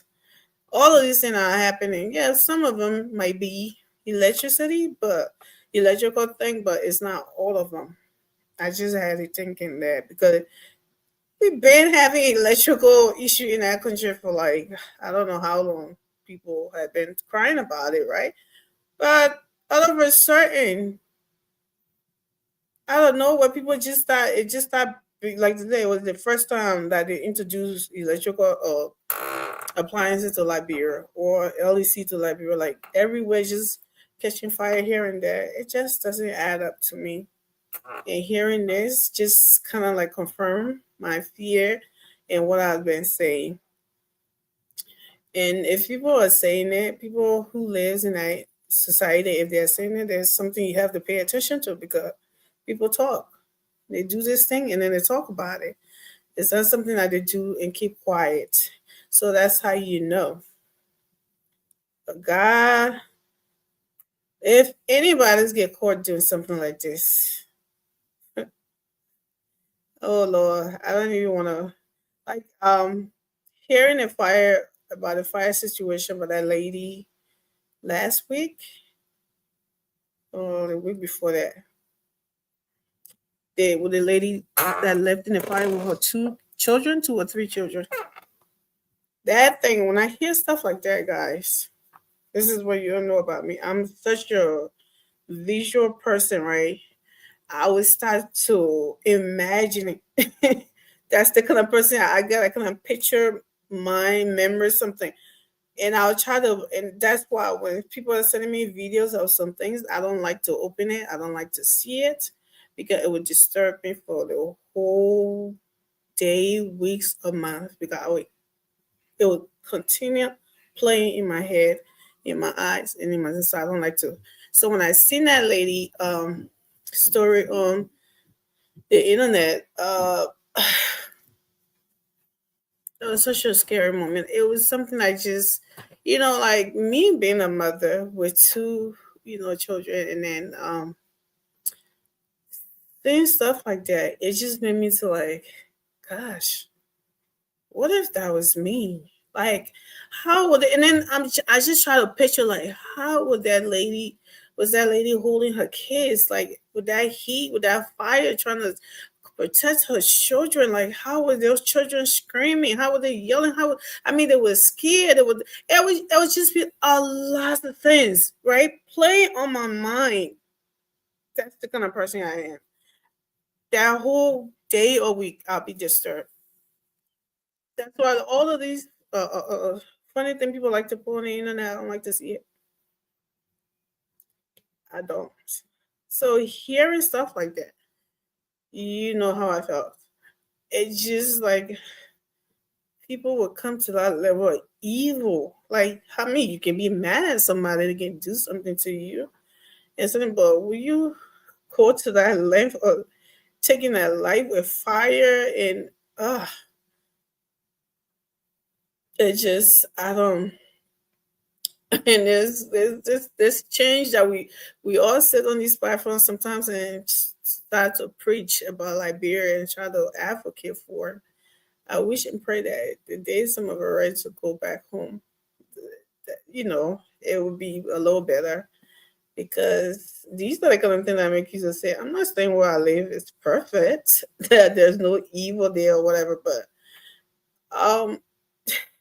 being little in that society, you never ever taught or heard about something like these, right? So we always growing up in America, I always talk about Liberia, how it was such a perfect place to be, because as a child, that's what I knew, even though it wasn't a war, but people, according to war days, but the war days that I knew in Morocco, it was for me as a child, it was picture perfect. How was it? It was nice. It was, in the late 90s, it was good. My, child mind would say it was good, right? So talking about those things, and now you as an adult hearing those evil that people are so comfortable doing now. That's not something that I'm used to hearing or used to seeing when I was living there. So it disturbed me a lot. Yeah, maybe sometimes if I hear about it on this end, I might expect it. But knowing my kind of mindset about Africa is that we are not perfect, we are not rich. Like people might call us poor. We're not poor. We never had the, good leaders to kind of leverage our resources the right way. So it makes us appear like we were poor or like we are poor, but we're not. So we just went with our narrative. We are poor, right? So okay, Tommy, good night. So yeah, we happy Thanksgiving, brother. But I thought everything else was not as bad, even though we were in war, but we had people being with this, still kind of cautious about hurting other people, about, um, we still have the respect for your elders. It was still there for the elderly, and all of these things that people are doing these days, that was in there that we were used to. So it's like hearing things over there happening over there and here now. It's no different. And then with the social media has opened everything up, and now you can't tell anybody, oh, Africa is up picture perfect, or we do this, we respect, we do that. When I see all of the madness on the internet, especially with women, right? And video from back home. Seeing women denigrating themselves on the social media and things from back home, the elders and politics come and jump in there. Little babies, that can be grandkids or older person insulting them and all of that. So it's a whole different world now. Right. So I guess that's where we're at. So it's kind of disturbing to see it and hear it sometimes, but what can you do, right? I don't know. Sometimes people might say social media can be a good thing, and it can also be a bad thing. Because most of the things that people see on social media from the continent, they want to imitate everything they see on social media. I want to do the same thing on the continent, and not everything that is done here is a good thing. There are some bad in there, and there are some good things. So it's kind of a mixed feelings. But yeah, that's where we are. But I pray that the police will pay attention to these things, to these so-called fires, to these extra wickedness that are going on in the country. I know police themselves need protection. I know that's what I said. I think police need a whole lot now to be able to do their jobs, because they are not being respected. If police have guns, I don't think all of the madness that is going on in the street will be happening, because they will know not to play. And just people saying giving police gun doesn't mean you just give them gun without responsibility. The police here have guns, but before you pull that trigger, you better know that you got a good reason for pulling that trigger, right? And you can give them the same responsibility. If you have the other people guiding the big people with guns, then you leave the ones who are guiding this just common citizens without guns. I don't think. I know people say, "Oh, war." Yeah, but that's what you have. You have the bullets. You have the gun. You have the serial number. You have all of that on the gun. If a bullet is fired somewhere, you can trace that bullet back to the gun. So if you give a officer, let's say, I don't know the gun name, but I'm just gonna pretend like I do. Okay, don't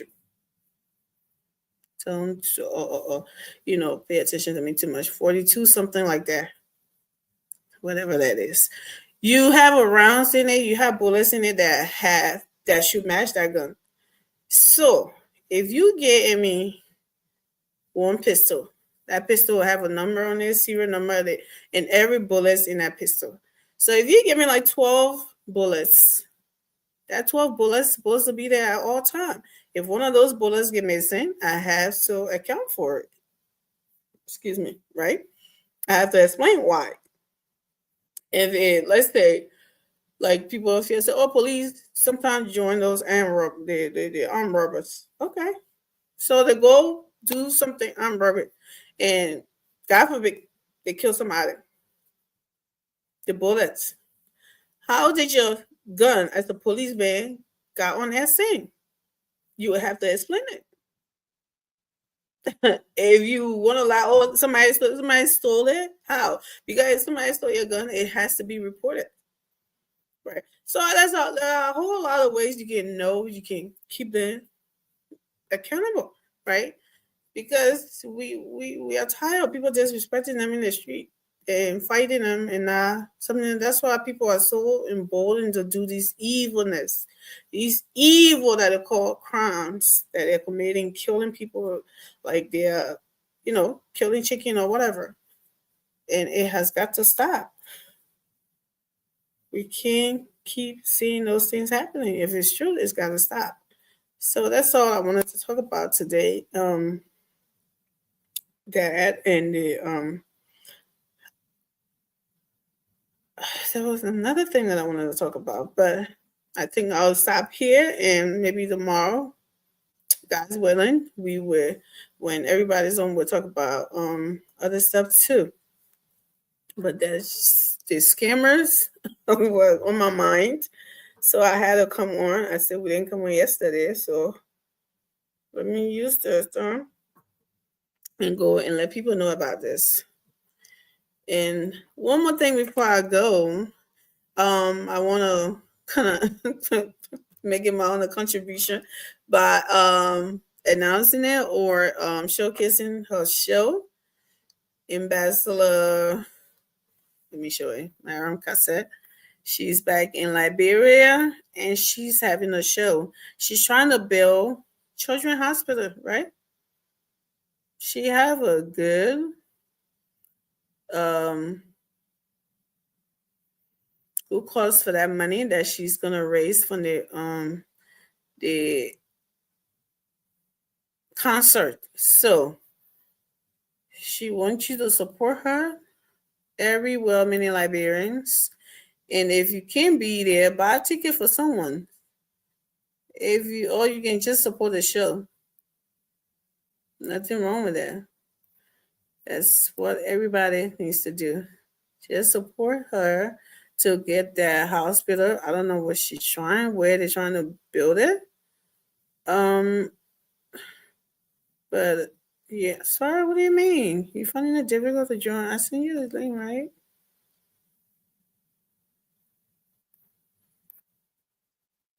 Yeah, so do it your business. So I think tickets is VIP areas is $5, y'all. $5.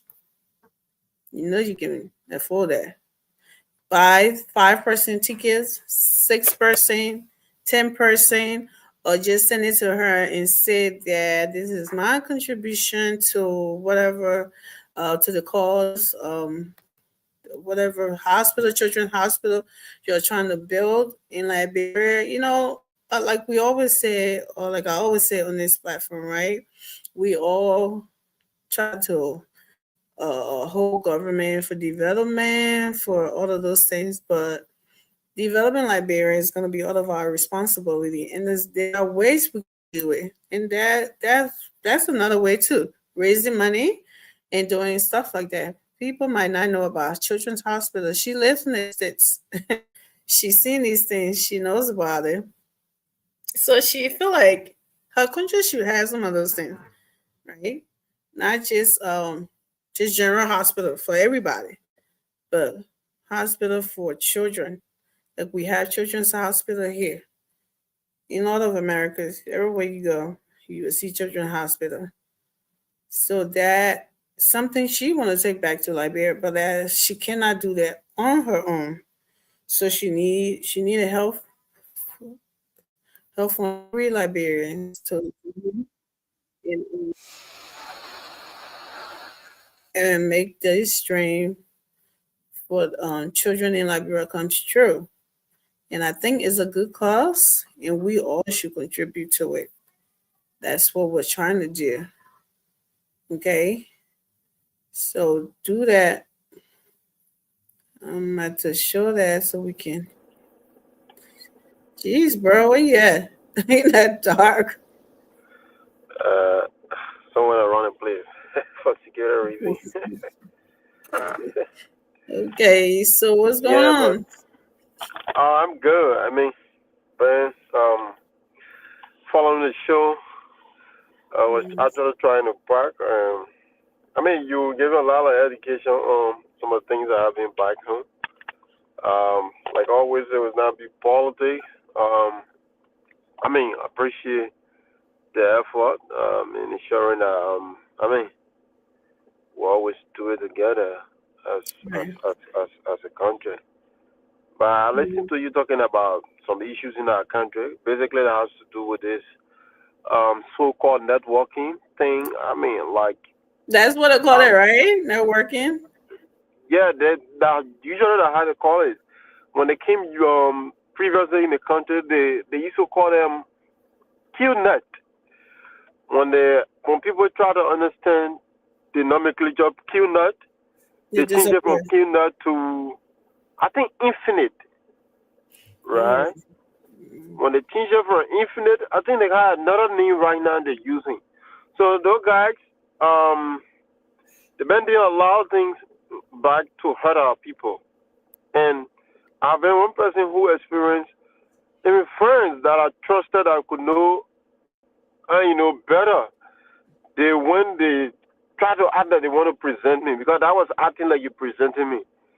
But the whole networking thing, when they explain it to you, it's like you get confused.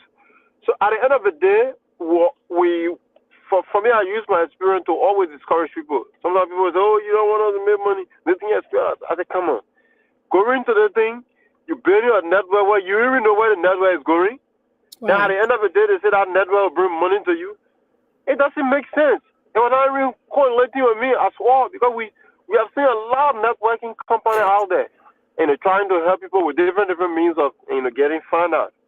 But the QNet or whatever name they call it right now, those guys are criminals. And I can always appreciate all of those victims that always call the police on them to embarrass them whatsoever places that they've been going. The guys, they used to be sent to Monrovia, they used to be all around the place, and trying to crook people, lie to them, with their issues. For me, some of our own friends, brothers, got issue with me because we took the platform, we discussed on most of these platforms and criticized them, even had a protest against them. But because we knew QNet is a unique component, right? They have different components that they do advertisement on jerseys and business, business that they do. But that networking issue that they brought into Africa, especially West Africa, is a complete scheme. It doesn't hold water. It was good that you enlighten the minds of the people on it as well, because at the end of the day, that countries need to move forward from this kind of crooked behavior before people come to their self. Sometimes you want to be arbitrary about getting money quickly. I want to get rich quickly. And at the end of the day, if you're not investigating how you want to get that money, then you become a loser. At the end of the day, now you want to say, if I know. If I know, it's very late for you, because you did that. Most people who get into that thing, they can't consult. They don't even tell people. Because they don't want you to discourage them. Yeah, but you want to get into something that is very good, and looking and believing that, okay, when I'm getting to it will be success. Like you were saying, why is it those leaders, because they call them leaders in their organization, they got leader, they got a nomenclature in there. Why they can't convince their own family member to join it? That was a very rational question you asked. Why they can't convince their own family member to join this whole process, the whole networking process? If the really thing within their mind, oh, this is true.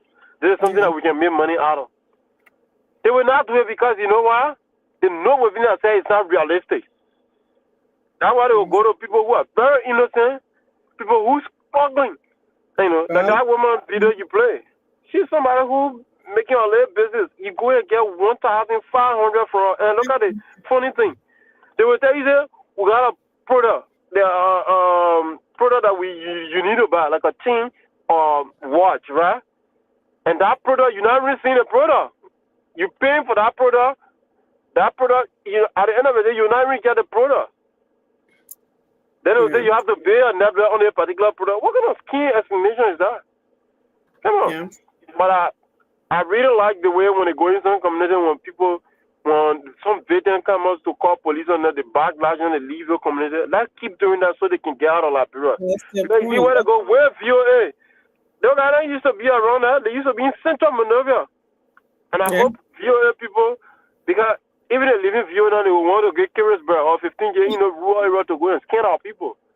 So I guess we can just, everybody can use their own platform to keep talking about these scammers. It is not only on the phone that they will call you to tell you, oh, you win this and that money, right?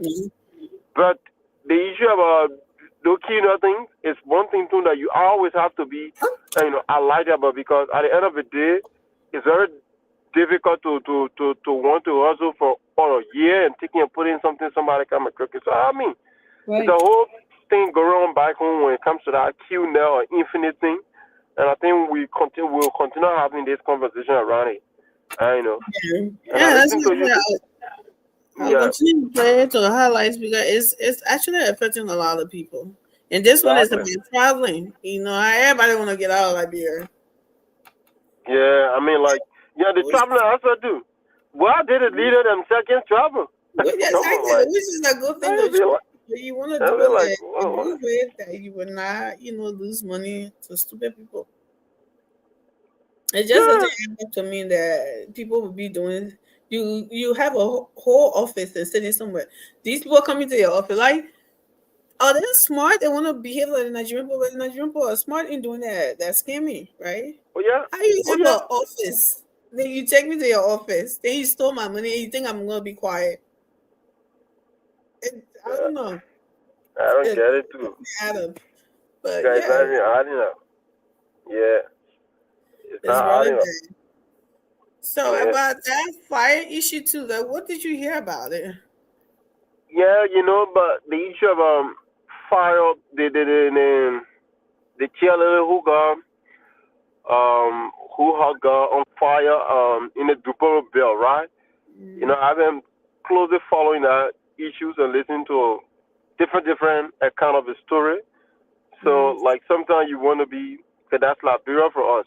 Yeah, I know. I know some of these things happen. People do things for unnecessary reason, evil reason, and at the end of the day, it comes about them. Even if it does not happen physically, but they know within themselves it happens. Sometimes you want to say, oh, your village people behind. No, your village people is not behind you. But some of the things that you did in the past, that is what running behind you. So like I said, sometimes you want to be careful with some of these things. But in politics, there's a lot of things happening back home. I'm told that the lady in question, she was one person who was very giving, right? She used to be very humanitarian to people who actually needed help. Yeah, there's a lot of good things about her. Yeah, so she was very proactive when it comes to the political engagement. Sometimes she want to be more humanitarian than being political. So sometimes people see her as threat, especially it's alleged that the representative in that district saw her as a real threat because people were buying down to her ideology and some of the things that she was doing. But again, you don't want to reach to certain conclusion to send an allegation out there because, like I said, that's Liberia for people see all sorts of things when these things happen. But like you said, right, somebody was giving their part of revelation on.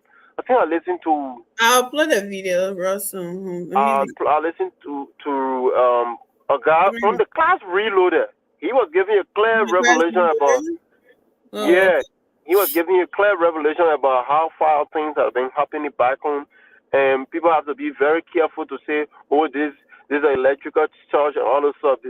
One thing that's happening in our country is we have now have the kind of a sophisticated fire service investigators, people who will investigate fire matters, and with all the expertise and tools and all the material to really determine what the cause of the fire. At the end of the day, all of these investigations that the fire service has always carried on, it has always been preliminary investigation. We have not gotten to any conclusion.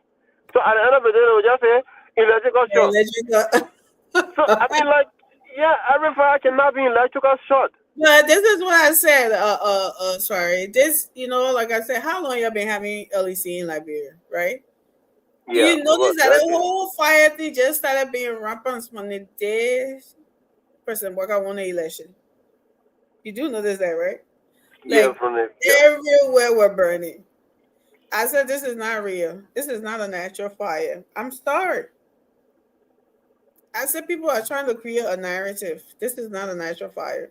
And in certain times, we've seen people, somebody throwing something in somebody's house and all of that. People have gotten so evil in Liberia till some of these things when you hear it, I know it's not, some of them can be made up, but you have to still show cases. So showing kids, people are really into these kind of stuff, so people can be on their alert, right? So that's it. If it's not true, no harm done there, right? Because they haven't caught anybody. But once people are talking about it, overall, it has to be showcased for people to be careful and know what's going on, because it's sickening. There should be no reason why somebody want to do that to another human being. Exactly. There should be no reason.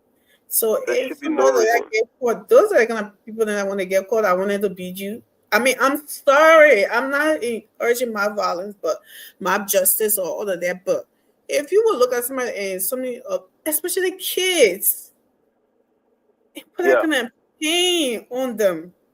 Oh Lord, what kind of animal are you? Yeah.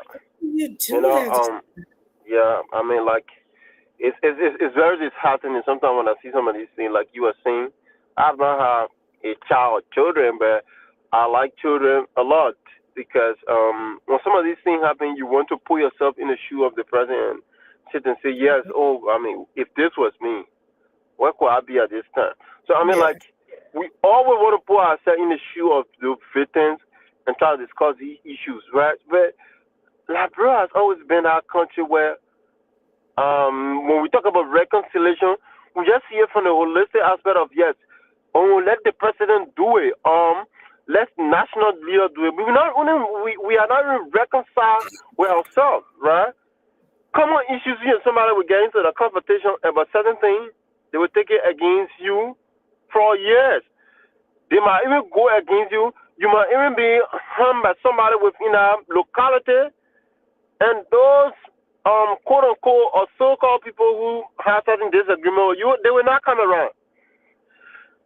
To study a stand that you'll be victimized, then hypocritical at the end of the day they will come and say, oh, we are sorry about this thing, blah blah blah. But you were there. You heard that person yelling or that person screaming for help. But you did not come around because your ego did not allow you to understand that it is human matter. So, Liberia, there are a lot of things we need to educate our people when it comes to some of these things. At the end of the day, it becomes very, very, very disappointing. It's become very disheartening because our nation degenerates in some certain aspects. If we cannot erase certain things and move forward as individuals, the Bible or the Quran even talk about being forgiving, right? The more you forgive, the more God bless you, the more you see your way forward, because at the end of the day, you don't want to hold on to one thing and unnecessarily, in the name of repenting, then you go and do something that doesn't make sense. Let God do your revenge for you. Yeah. When God do it, when He does it, it'll be better. That's the most powerful thing. That's the most powerful thing, my dear. But people don't understand these things. I'm not saying somebody should go murder and the police know. No, God talk about the the government, right? Yeah, The exactly. increment. So that's nobody saying that it shouldn't go to court and all of that. No, but you personally with yourself, right? Forgive that person and let him go. And let God, you just said, Lord, I put it in your hands. And let God Yeah, be the one. They will disgrace that exactly. person more than you would. You would even have to go there. The pay that person will get for what they did. It will be more than what you want to even, come and do. Come and do, So yeah. I know we are human. We are all human, right? But I'll be mad with someone. But to be mad at you to the point that something will cost your life, God forbid, the devil that would want to bring that to me, may the Lord take it far away from me, right? I can't do it. I'm sorry. Now don't get me wrong. I'm in my house with my children, right? God forbid somebody want to come and harm me and my children. If it's me or you, or my children or you don't even know that's a different situation altogether, Yeah, right? that's self-defense, you know. I mean, But like, how I'm going? I'm sorry. you got no choice, yeah. Yeah, I got no choice at that point. God But just God says to protect yourself before I protect you, so that one you can but sit for down with me to somebody get else. up because you did something to me, or because I don't like you, and I go straight on evil plan for something evil to happen. Nah, I can't do it. I can't go That's that why we always got. That's why the nation is always unique. We always got a recourse. You always got a recourse with the law. You always got a recourse with different means, right? You always got a recourse with elders. You always got a recourse with leadership that will always, mitigate an issue or give you the kind of justice that you need. If you can't get it from the judicial process, you can get it from the elder. Like I said, there are many ways we can get recourse. That you talk about God, right? God can give you recourse that is more satisfactory than the merry-making justice that we can be seeing around here. But sometimes people don't have patience to understand these things. Sometimes you have to rehearse when some of these things when you going through some of these things, right? Understand that everything comes with certain time. Every situation in your life, it is attached to you, and you just have to go through it, believing that God will always fight back for you. So I mean, like, we always have to get these things as we live. So. Good. Your light. Lift camera. Your camera. What is the camera? Your lights. Your light is flashing. Your sabu shining. But I think it should be good. I mean, like. Okay. Yeah, you good. Let's do it like that. Yeah, Mr. David, you need to come for a little bit. I know. The camera, yeah. Oh, don't put yourself in situation.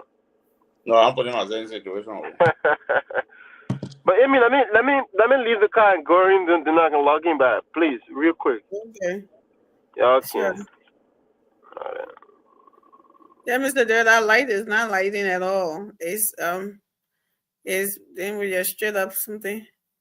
I was just getting ready to bounce. Yeah. Why you decide to sit over there today? I was not even listening to you. I was on the show when you were. I was driving from Maryland when you were calling. Oh, okay. Yeah. So yeah, you're kind of far away. Let me see. You sure I'm far away? Yeah. No, you're good. Yeah, you guys, I like that. It's really sunny my eyes. But yeah, if you were listening to me, we were talking about let me play this. I think you dropped this video in there today. Let me play it so we can talk about it as well. Wait now. Like I'm gonna go to bed for everybody just popping up poof poof poof for nowhere.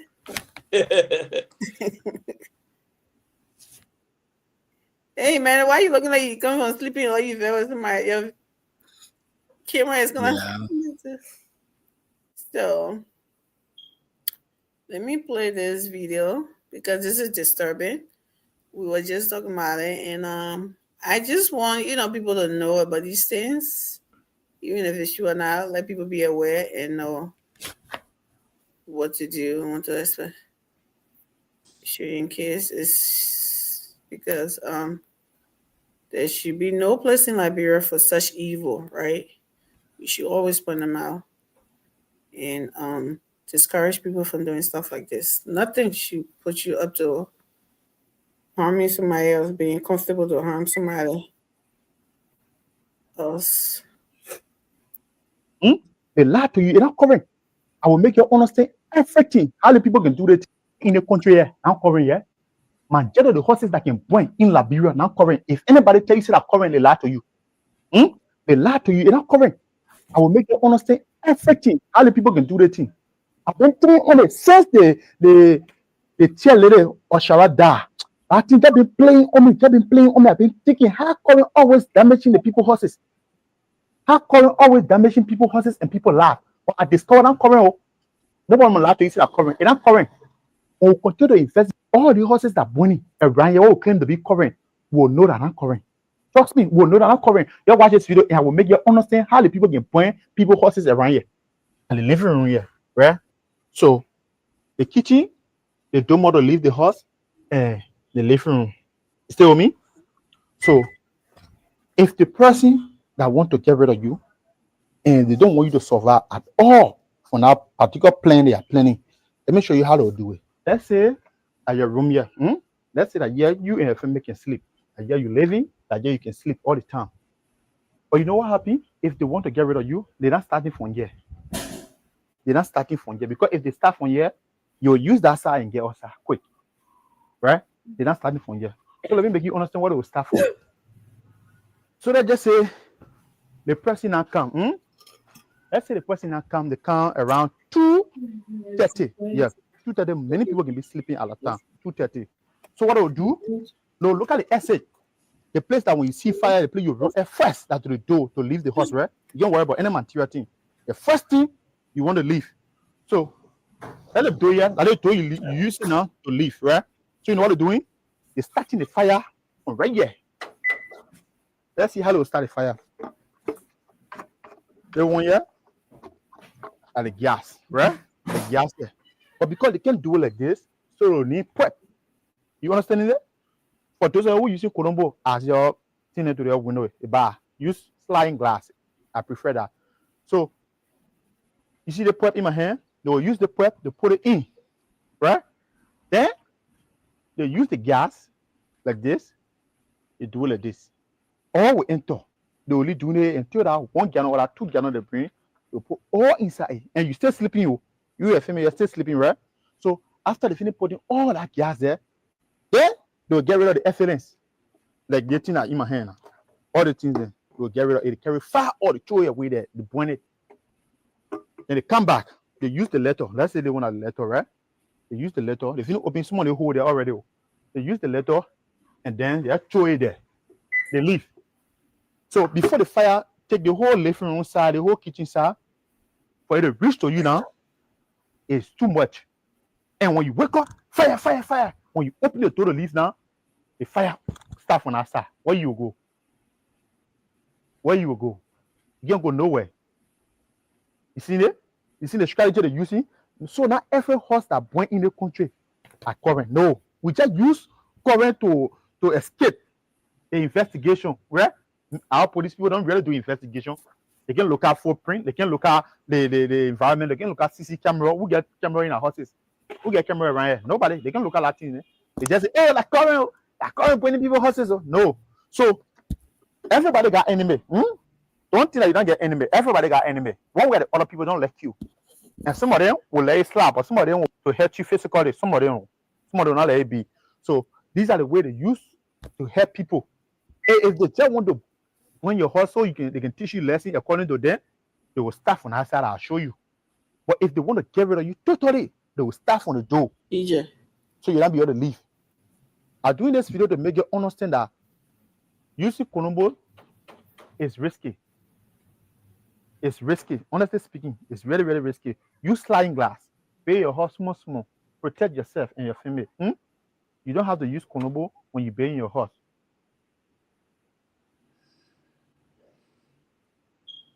Oh. Yeah, we have it.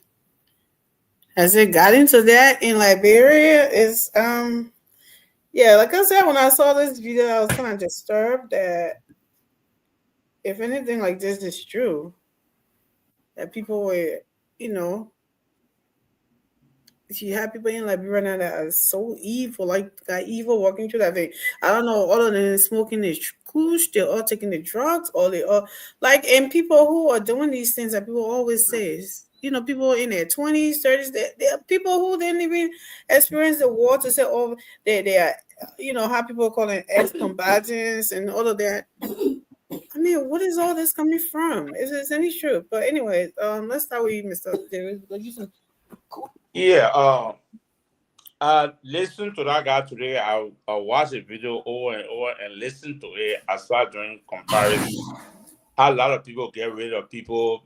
Some people get rid of you because you are loving to that woman, or you and his ex-wife you're loving, or something like that. A lot of people get rid of people different way. Some people then they can just look at you, they say roll, then they beat you, they kill you because the man already eye you. You don't want him passing a community because as long as he see you in a community, just say roll. In the brain, I know that they can take the justice in their own hand. Try on you, the beating you with wrath. They can't even ask you no question. Everybody coming with wrath to kill you. And if they killing you before another story comes up, before that story comes on, you already dead. Nothing. So majority of in Liberia now, the people that are very wicked. That's why in the night, you don't know that community, don't go there. Even in the day, certain hour in the day, don't go to that community where you are working with somebody that you know. Because when they say, bro, they asking no question. Everybody take the law into their own hand to kill you. So majority of the houses are burning. Yeah, imagine. So now no current in the community. How current burn the house? Thank you. Thank you. No, I'm saying. No, I agree with you. Go ahead, man. I agree with you. Exactly. No. Thank you, Amy. How you doing? I'm doing all right. Yeah, I listened to the video. It just it's not scientific. You can't say because you think that way, so it's what happened in Liberia. So there are a few things that can happen. It's either happen by electrical fault, or people might target you. But you can't assume that actually what happening is done by people. The wiring we got in the country, in fact, electrical fire actually most of the time are caused by the wiring, the type of wiring you get in the house. Some wiring, they are limited, they have limitations. So people build their houses. How many of them even contact engineers to know the kind of wiring they'll be using? The engineer can't, or maybe the person building or the technician can't say, oh, I need $400 for wire. Say, oh, me, I get $300. The person go and buy $300 wire. And they think you are safe. So there are several things that can cause fire. I don't want us to base our understanding on the video to say because it can happen or because it happens, so it means almost everything is like that. But I know. I have a question. Mm-hmm.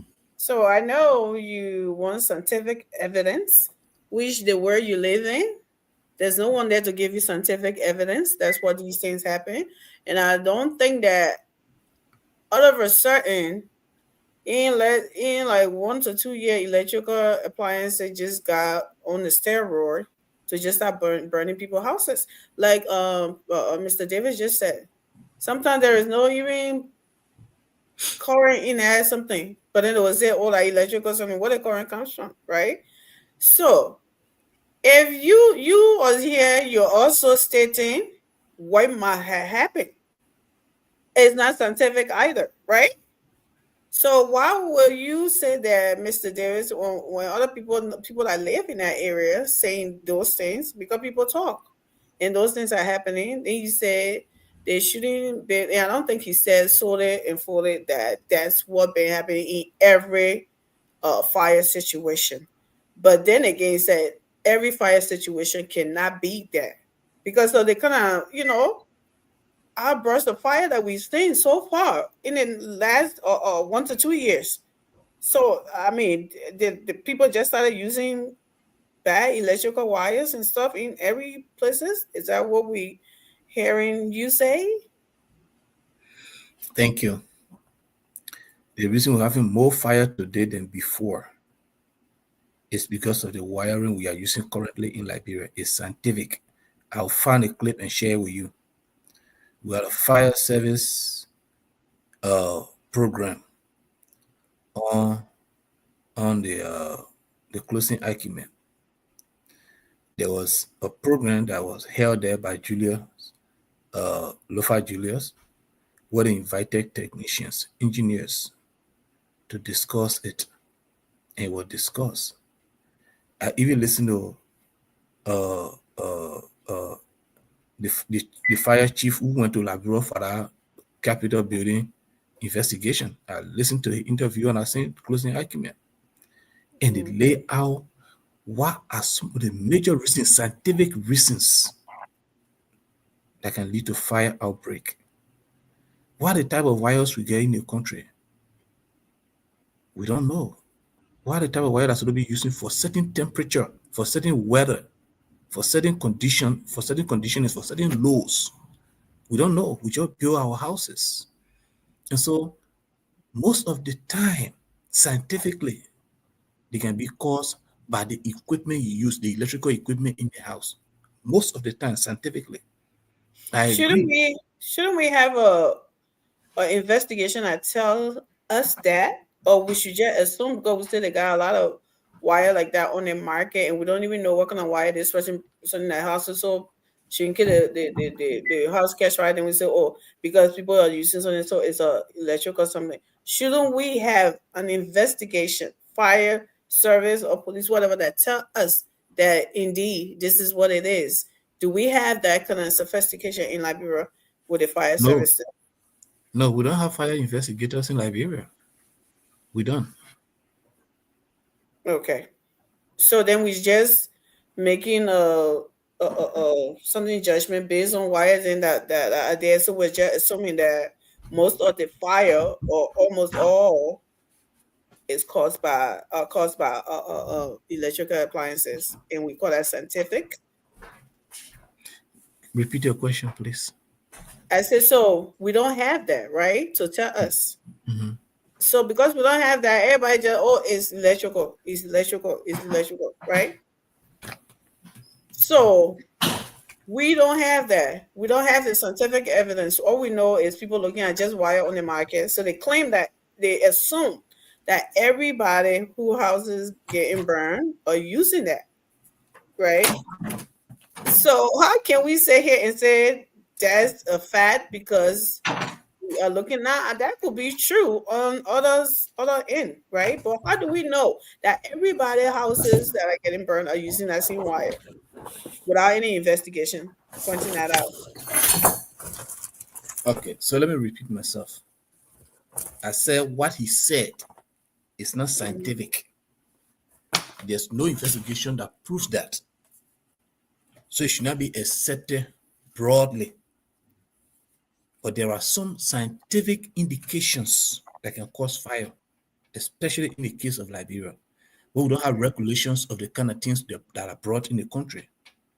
Do we have electrical codes in Liberia that will tell you what kind of wire to carry to Liberia to sell, that tell you what kind of wire to use on your house? We don't have that. So majority of them, by science, it can be caused by the kind of wiring we use. One.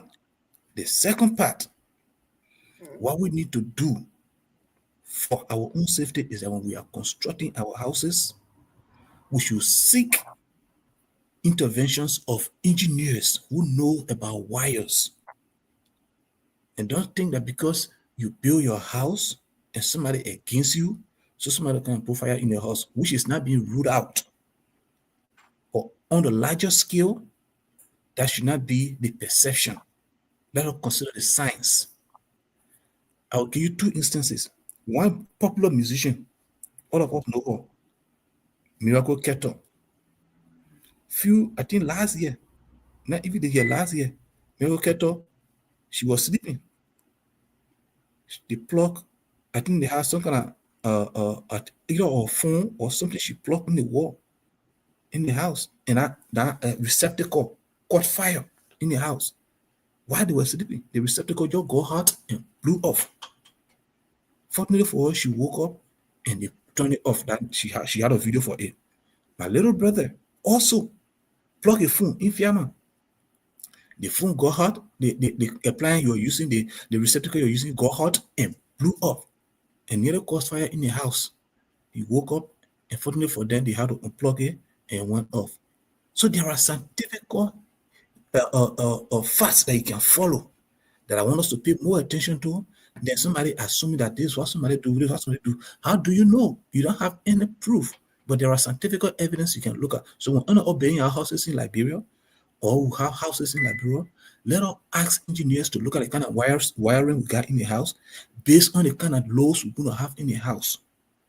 That should be the first thing we're discussing, this kind of thing, rather than just looking at assumption without evidence, without scientific backing. Okay, so Emmanuel, maybe you're not listening to other people when they're making their point on the whole thing. Everyone knows about wiring. Everyone knows about the Chinese wire in Liberia. Everyone, but not that again. There is no evidence that everybody in the country are using that same wire. So yes, we know about wire do catching fire. We know about bad wire or cheap wire or whatever. We know all of that. Now, when video like this coming out, does it mean that everybody just and I say, oh yeah, everything that this is what happening? That's not what anybody said yet. But you cannot rule this out either, because there is no investigation in the country that is being done by any fire service to tell you this fire was caused by that. They will come out and say that, but where are the investigation that is showing it?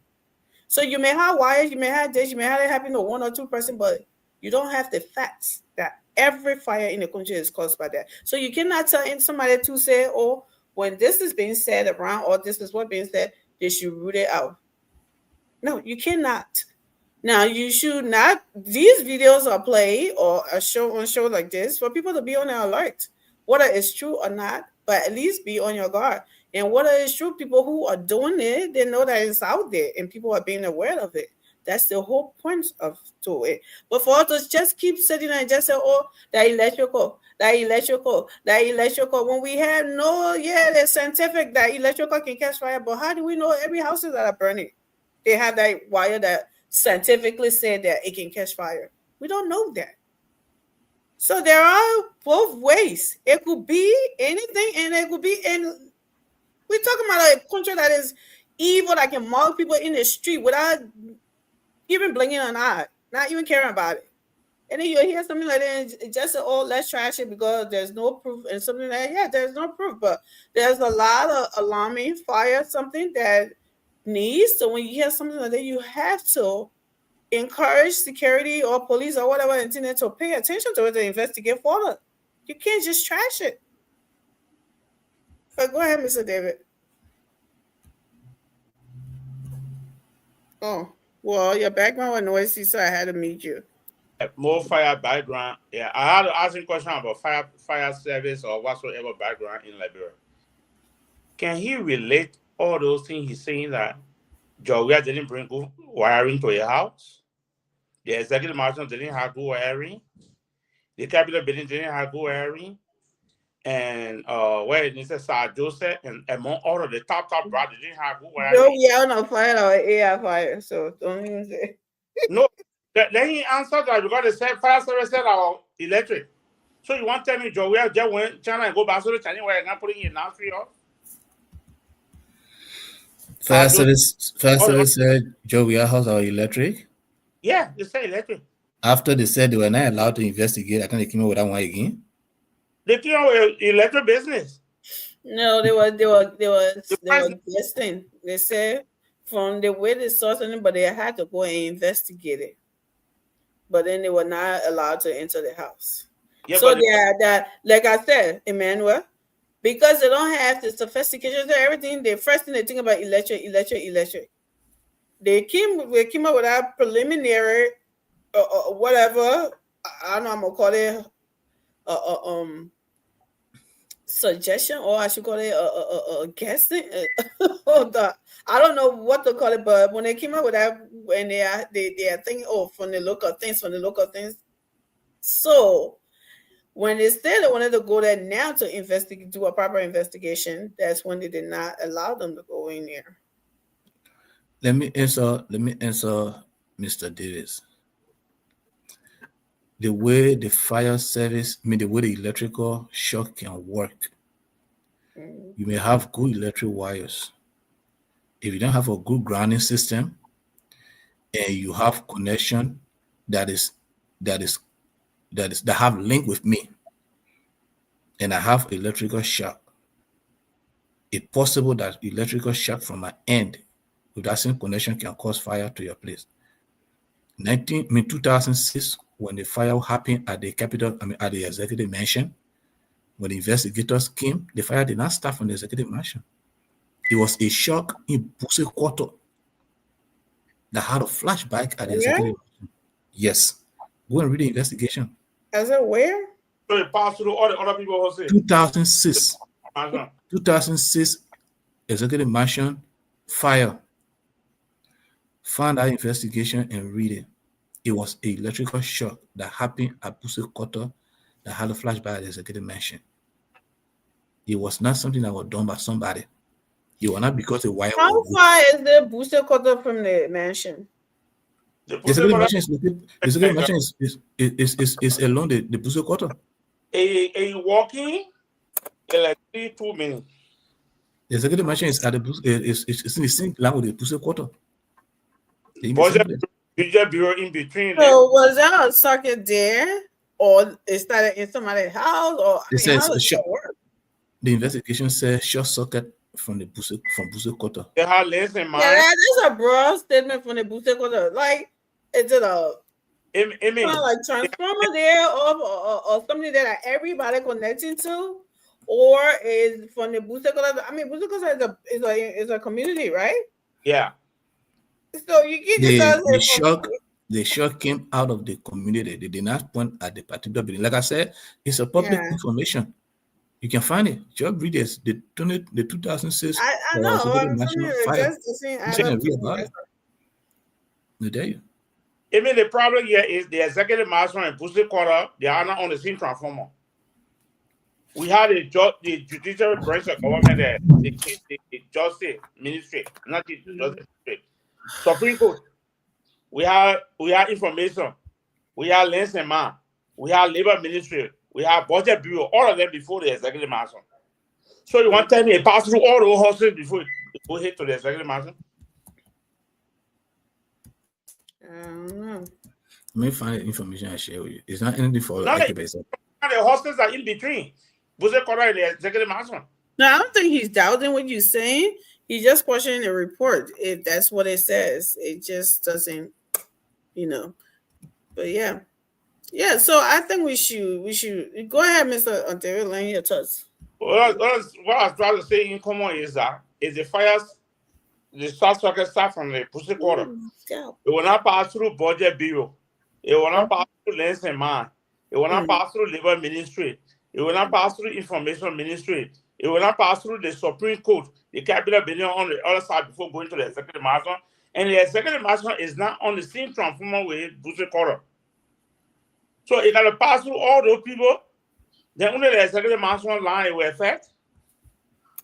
Well, so it's a wonder. It will be part of the wonder of the world. Let me get that one, is it? But yeah, so that was it.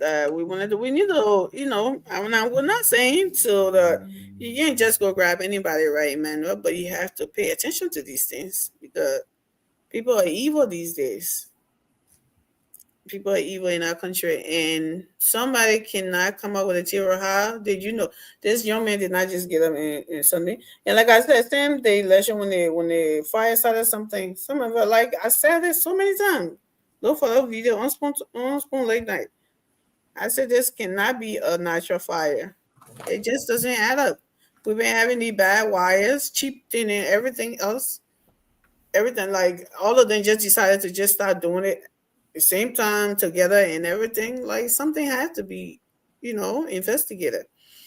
And we hope they pay attention to that. Right. So I think let's talk about this lady. And call it a night.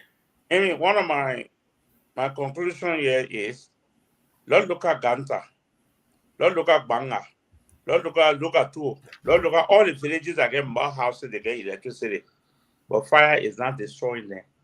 Let's look at the whole Ganta, they get electricity. Ganta, not every house in Ganta were electrified no more. Few houses were electrified. Few old houses, most of them not even exist again. Most of the houses in Ghana, they are new houses. Most of the houses, right? Mr. Davis. Yeah. The house you're talking about that is in Butuo, that is in Bukonjire. What is the load that the house is carrying? No, forget about load, because it's cell phone plug. But the point I'm telling you, it is the load that can cause the heat, that can cause the overload of the wire, can cause the cell phone cause load on the electrical socket. The power in the house, the load in the house can cause the thing to get hot. I'm telling you. They can plug the cell phone. The low. What? The way you say your labor, the cell phone say get hot, then the thing fire will fire. The thing he plug his cell phone on, it got hot and blew off. The receptacle. What? The cell phone are low. You understand what I'm saying? Mr. The receptacle. Davis. The receptacle saying that got hot. He's saying that. Okay, so let's say you got a house over there, right? Yeah.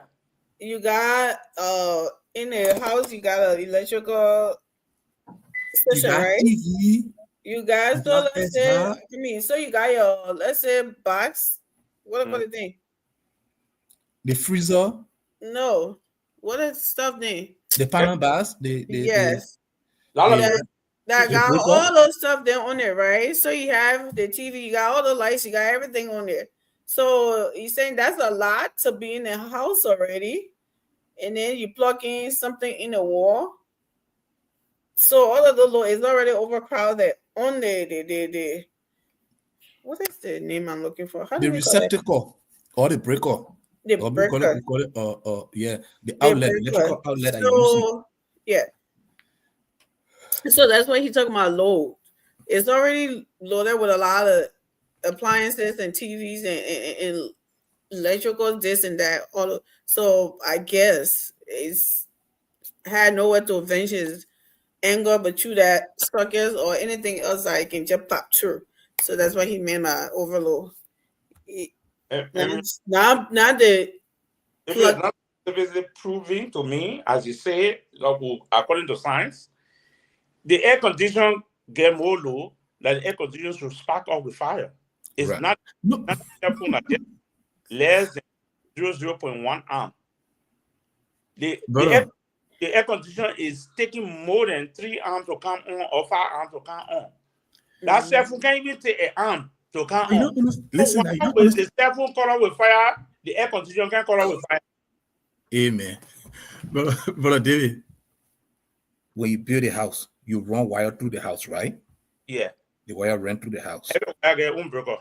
Okay. Yeah. They got several receptacles that you use in the house. Mm-hmm. Some of them are not up to standard. So the ones that are not up to, like you build your house, you put light bulbs in the house. I just changed my light bulb a few days ago. Not all of them blew off. Some of them blew off. So it depends on the grade, the standard of those things. So depending on the standard, the house model can wear down.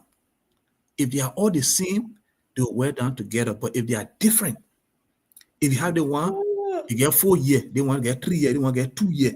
The one that is 1 year will wear down before the one that is 2 years. Right. So it depends on where you plug your how they call air conditioner. It depends on where you plug TV, it depends on where you plug your Xbox, it depends where you plug your phone. You understand me? Depending on those things, the weight in the house, they are being distributed with heat, that heat passing around, that energy passing around. So depending on the size of that particular thing, the level of energy it can absorb, when that level is over low, that particular thing will get hot.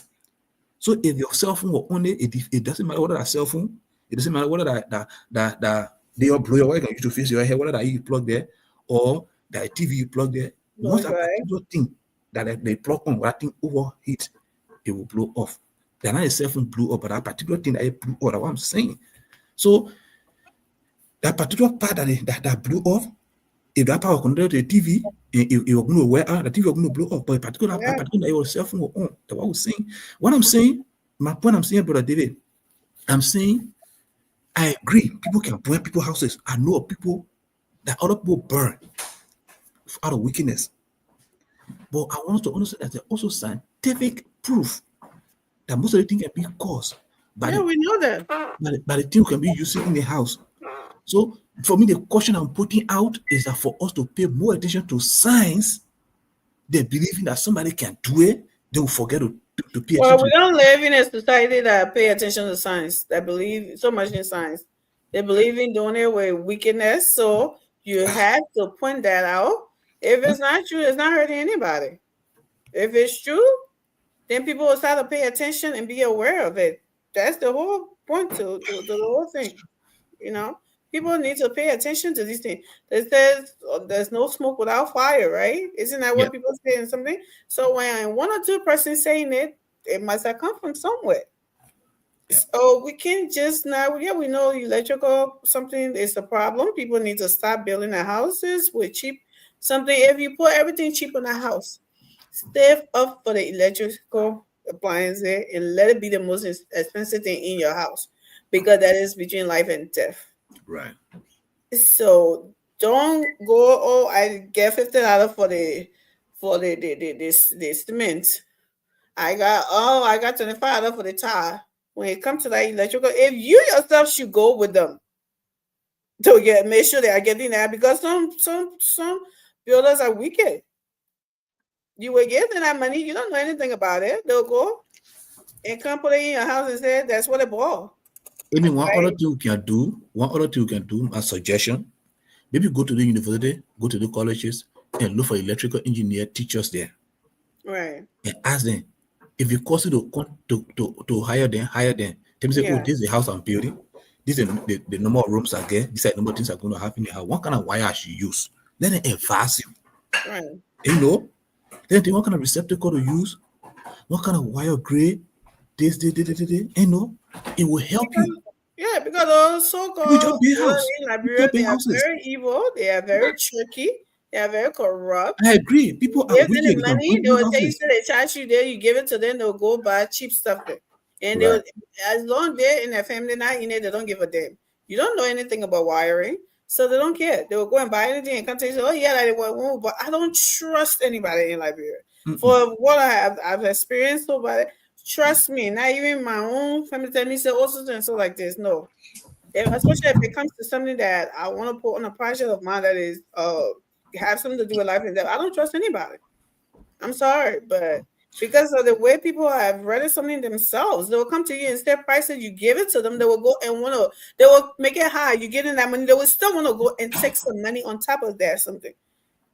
When my family was going home in 2000, it's serious. In 2021, the one with fire detector, the one with smoke detectors, they put it all in the house. Because at that time, the category of current was not as stable as it is now. So at a certain point in time, they can use generator. So guess what? We carry detectors. The last time, I think you remember, about 2-3 years ago, what entire family went out from smoke, from generator smoke. Hearing that, the monocyte. From the generator. Right. So what I'm saying is, the reason I am talking about the scientific side, like that, let people pay attention to the science first. You know, before start paying attention to people wickedness. Wickedness part, you can't take it away. But the way you just said, Jonah, The way you just said, your life first. You should protect your life first. At least you do your best, then all one God will do it for you. But you sit and you pay your house, you pay attention to the wires. But all you know, you looking through the window so somebody can come on your house. No, that's not how it works. Why we looking out? Two things that are protective. Yeah, why we looking out for the wicked people? No, you can't undermine those information that Yeah. you hear in the corridor too. Yeah, Well, why I agree with looking the out- why we looking out for the- to it. Why I Why we agree looking out for the wicked people? We should also consider the scientific aspect of it, because these things they are That's what I'm science, saying. You can do both. right? You can downplay any of them. Now you can do it by the wire side and by getting, like I said, what I said. Even if I'm doing a project here, I'm in America and I'm sending money for project. If it comes to our wiring part, wait for me. Let me get there. That's my attitude, right?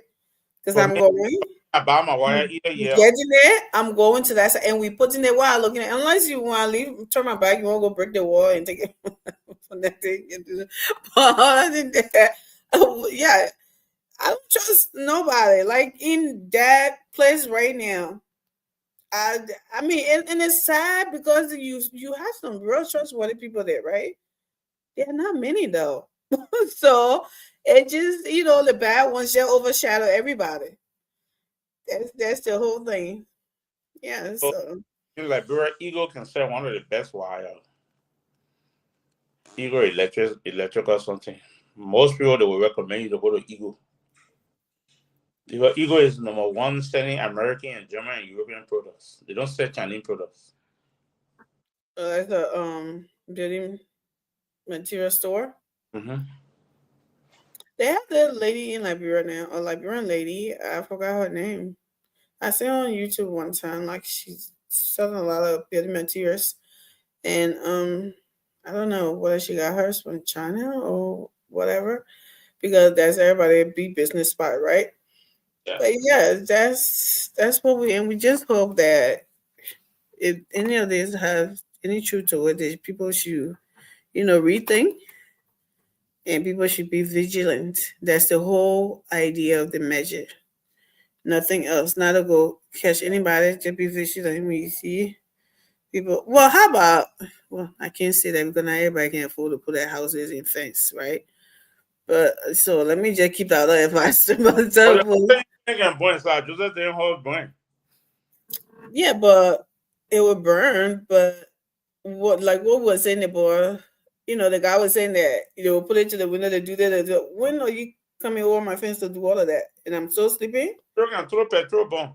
That's okay. At least they're throwing there. You will not see it. Not something like somebody putting gas on the floor everywhere in front of the door that you get something. They're throwing that petrol bomb. They can fall anywhere. Right? It's way you have more chances with that petrol bomb than the way he was explaining that people are doing it, if there's any truth to that. But none of it is good. But we're just seeing I'm just looking at your chances of survival, right? So that's why I say. But anyway, so we've got let me showcase the thing for the Ambassador Marion Cassette. Like I was saying earlier before y'all came on, I don't know if y'all were listening to me, that she's back in the country and she have a project, right, on her mind, on her to-do list, to build a children's hospital in Liberia. So since she doesn't have this cash money to do so, she's trying to have some concert and raise some money, right? You can be help to or contribute to this project by, the ticket VIP is $5. So you can buy 50% tickets. You can buy 100% tickets. Or you can just send that money to say, oh, I'm contributing to the cause, right? You don't have to go. You can do that also. So that's what we play our own part here by showcasing that. Let me play. Jane Otto.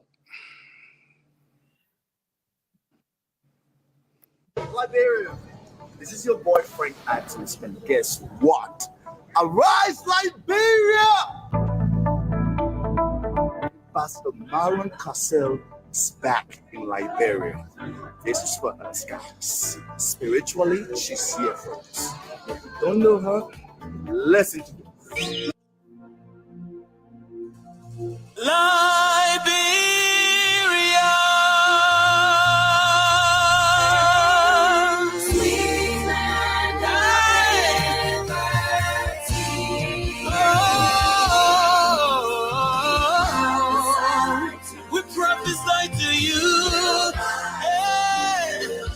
Man, remix.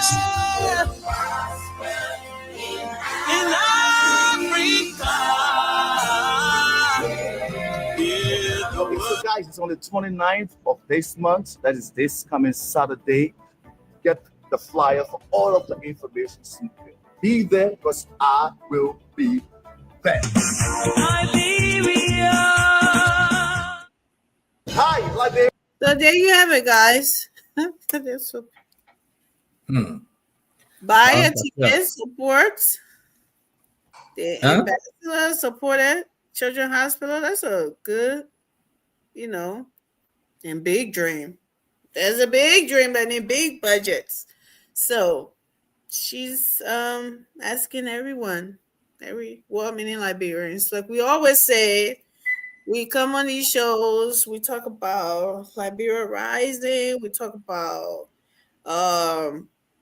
development, sometimes people are just talking about structure, right? But we also talk about human development, right? The kids don't have like going to the hospital, like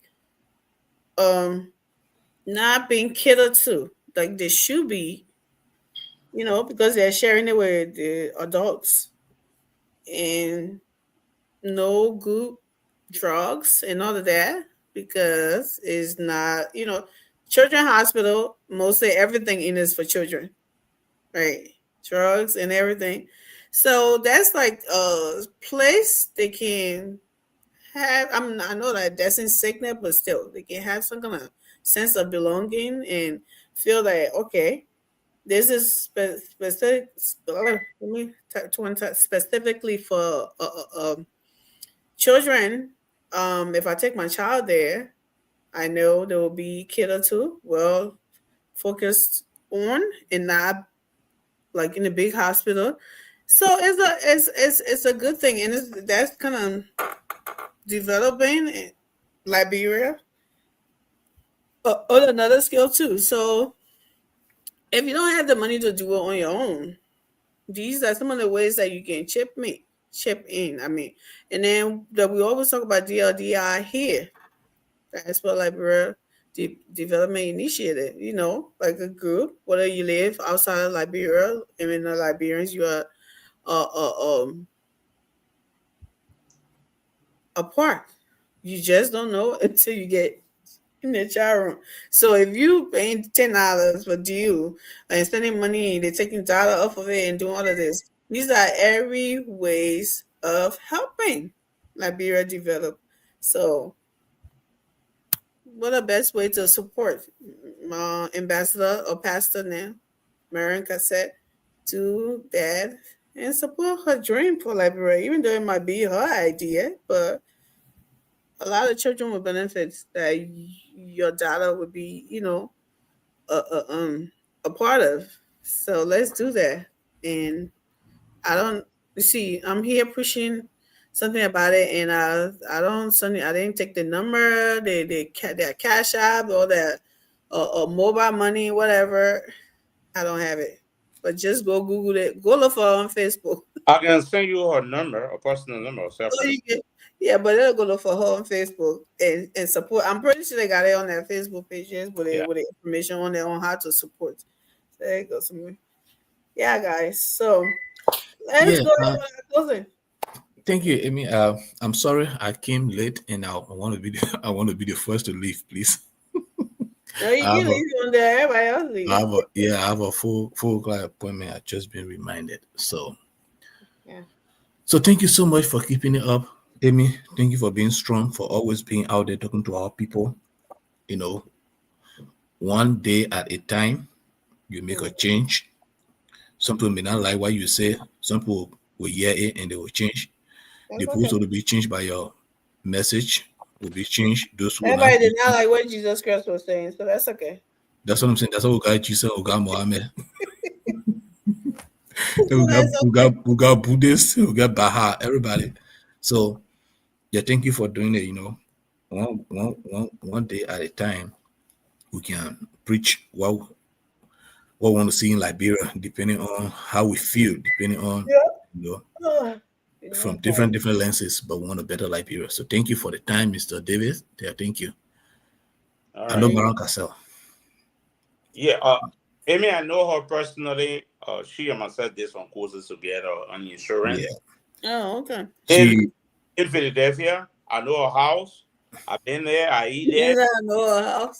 Yeah, I've been friendly with most of even the people that were dancing for her. I was friendly with them. Even her niece that came from Liberia, living with her person. She and myself were also, and she was actually also friends. So I know her personally. So then that's somebody that I know from behind because I know. One of the major reasons she's trying to build our hospital because of her daughter. Her daughter. Oh, okay. Her daughter passed away because The daughter she had. Really? She died from medical allergies. Oh my God. She was for the mother and she passed away. I think that time that business was done. She was still dancing for her mom. Yeah, the song that was being prepared before the late girl died. I just I will not leave you the same. Oh wow. I've come from Shiloh. So that the reason. So is she's trying to build something like that in her? So I know her very well. I sang most of her songs. I love her songs. I love most of her songs more than foreign songs. I love to promote her song most of the time. So I know her very well. She used to be at 24th Street there. You do McKinney Ministry. We were there at 24th Street.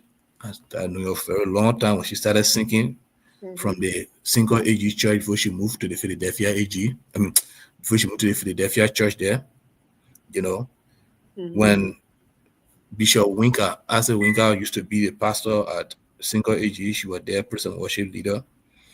When Bishop Winker and the AG church had an issue and you moved her away, she also she left the AG and went to the Philadelphia. She followed her husband, who was pastor. So I know her very well. She's a very good woman. She had a good heart. Also, we'll help her. We'll do our best to get involved. But I'm sorry that I have to leave. Thank you. I'll be with you tomorrow. I'll do my best to spend all the time with you tomorrow. Since Amy, you'll not be alone. When you come here tomorrow morning, please knock my door. I'll work on and join you. So I'll see you, man. Thank you. Thank you so much. We encourage you to support her because she's down to earth. Not one you ever tell me, no. I told her we in class this same around to do when you're not being a driver to do when you that driver to the house. So she must have did a lot of courses together too, insurance. So that's good. Even though at the insurance she was above me, but she's a good woman. She never look at me one day and say, no, not one day. She say something word to me. No. I used to go to her house. I tell her, you better give me some of the food. Let me eat. I'm hungry. I come from way Harris, 2 hours drive there. Since my run brought me here, you gotta give me food to eat. Mm-hmm. Yeah, so most of the time, she's not far from Market Street in Philadelphia. She lives very close to Market Street. I know her house very good. So I would when I miss a lot of times she not come Harrisburg, our area she seen for her for our going Independent Day, she was there. Something like that, she several times there too. Awesome. So yeah, let's get the word out. So today is Mr. Davis' daughter's birthday. And last one. I don't know. The last one. I was wondering, Mr. Davis, you got your daughter today? Yeah. What is going on here? Oh, you want me born? No, a bonnie children over. No, I want to get 4. You should be waiting for the grandchildren now. Oh, I said I want to get 4. No grand. You only got 4? Yeah. 3 girls, 1 boy. You see what I mean? Yeah. So Army is, let me play this. That's the last one. Yeah, that's one. Lila or Lila. I'm certified. Okay, is that what it means, Bella? Yeah. Okay. Let me see if my sharing it the right way. Let me see. Okay, so I couldn't something. Let me see if I can blow it up. Nope.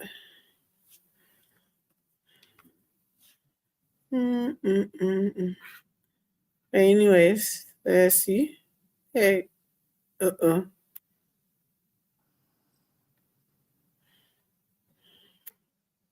See, that got your smile. So there she is. Well, pretty soft. How old she is? Mr. Derek, go ahead. We sure. She's 3 years of age today.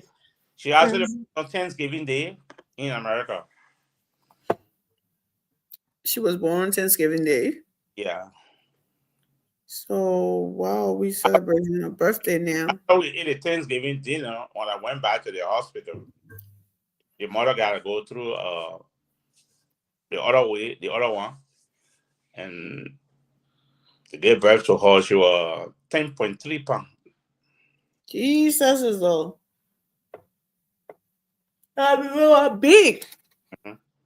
So you done wishing her a happy birthday? Yeah. Happy birthday, Denise. Daddy love you. Everybody love you. Mom love you. We extend our thanks and appreciation to you, Lila. I'm satisfied. What do you mean you're satisfied? What does that mean? Eleni, I'm satisfied. Whoa, I tell you. Man, 4 okay for me. Yeah, I'm satisfied. Okay, there you go. Lita, happy birthday. Pretty princess. Happy birthday. We wish you all of the best. May the good Lord continue to order your steps into greatness, into obedience, into all of the great things. Okay. May his face shine upon you. May he continue to protect you. Amen.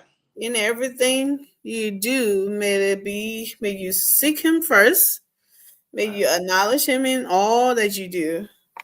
Everything that is not of him, may it be kept away from you. Princess, grow and shine. Amen. And I say happy birthday, happy 3rd birthday. 3 done, 105 to go. So, happy birthday, sweetie. Enjoy your birthday, even though you're doing a pre-birthday, because your birthday, your daddy says, is on Thanksgiving, which is on Thursday. No, she was born on Thanksgiving Day. I said. Yeah, so her birthday is on Thanksgiving. So every Thanksgiving, you gotta celebrate. Even the dinner for on it. Yeah. Okay, we'll celebrate on Thanksgiving Day. That's the idea of birthday, right? Yeah. You want to celebrate on another day, but the actual birthday is Thanksgiving. Yeah. So there's nothing wrong with that. So thank you guys for being here tonight, for coming, for hanging out with us. Continue to share the show. Continue to share it with your families and friends, and that they will see and hear some of those, things that are going on in Liberia. And yeah, we appreciate you. And we'll be back here, God's willing, tomorrow. If I'm not mistaken, DI, a president will be on here with me tomorrow, God's willing. And I'll talk to you all. Have a great night. And for all of you else who are somewhere like Australia, you already in a Wednesday morning. So have a beautiful day while we have a beautiful night. Good night. Talk to you all guys willing tomorrow. We on Wednesday morning too. Oh well,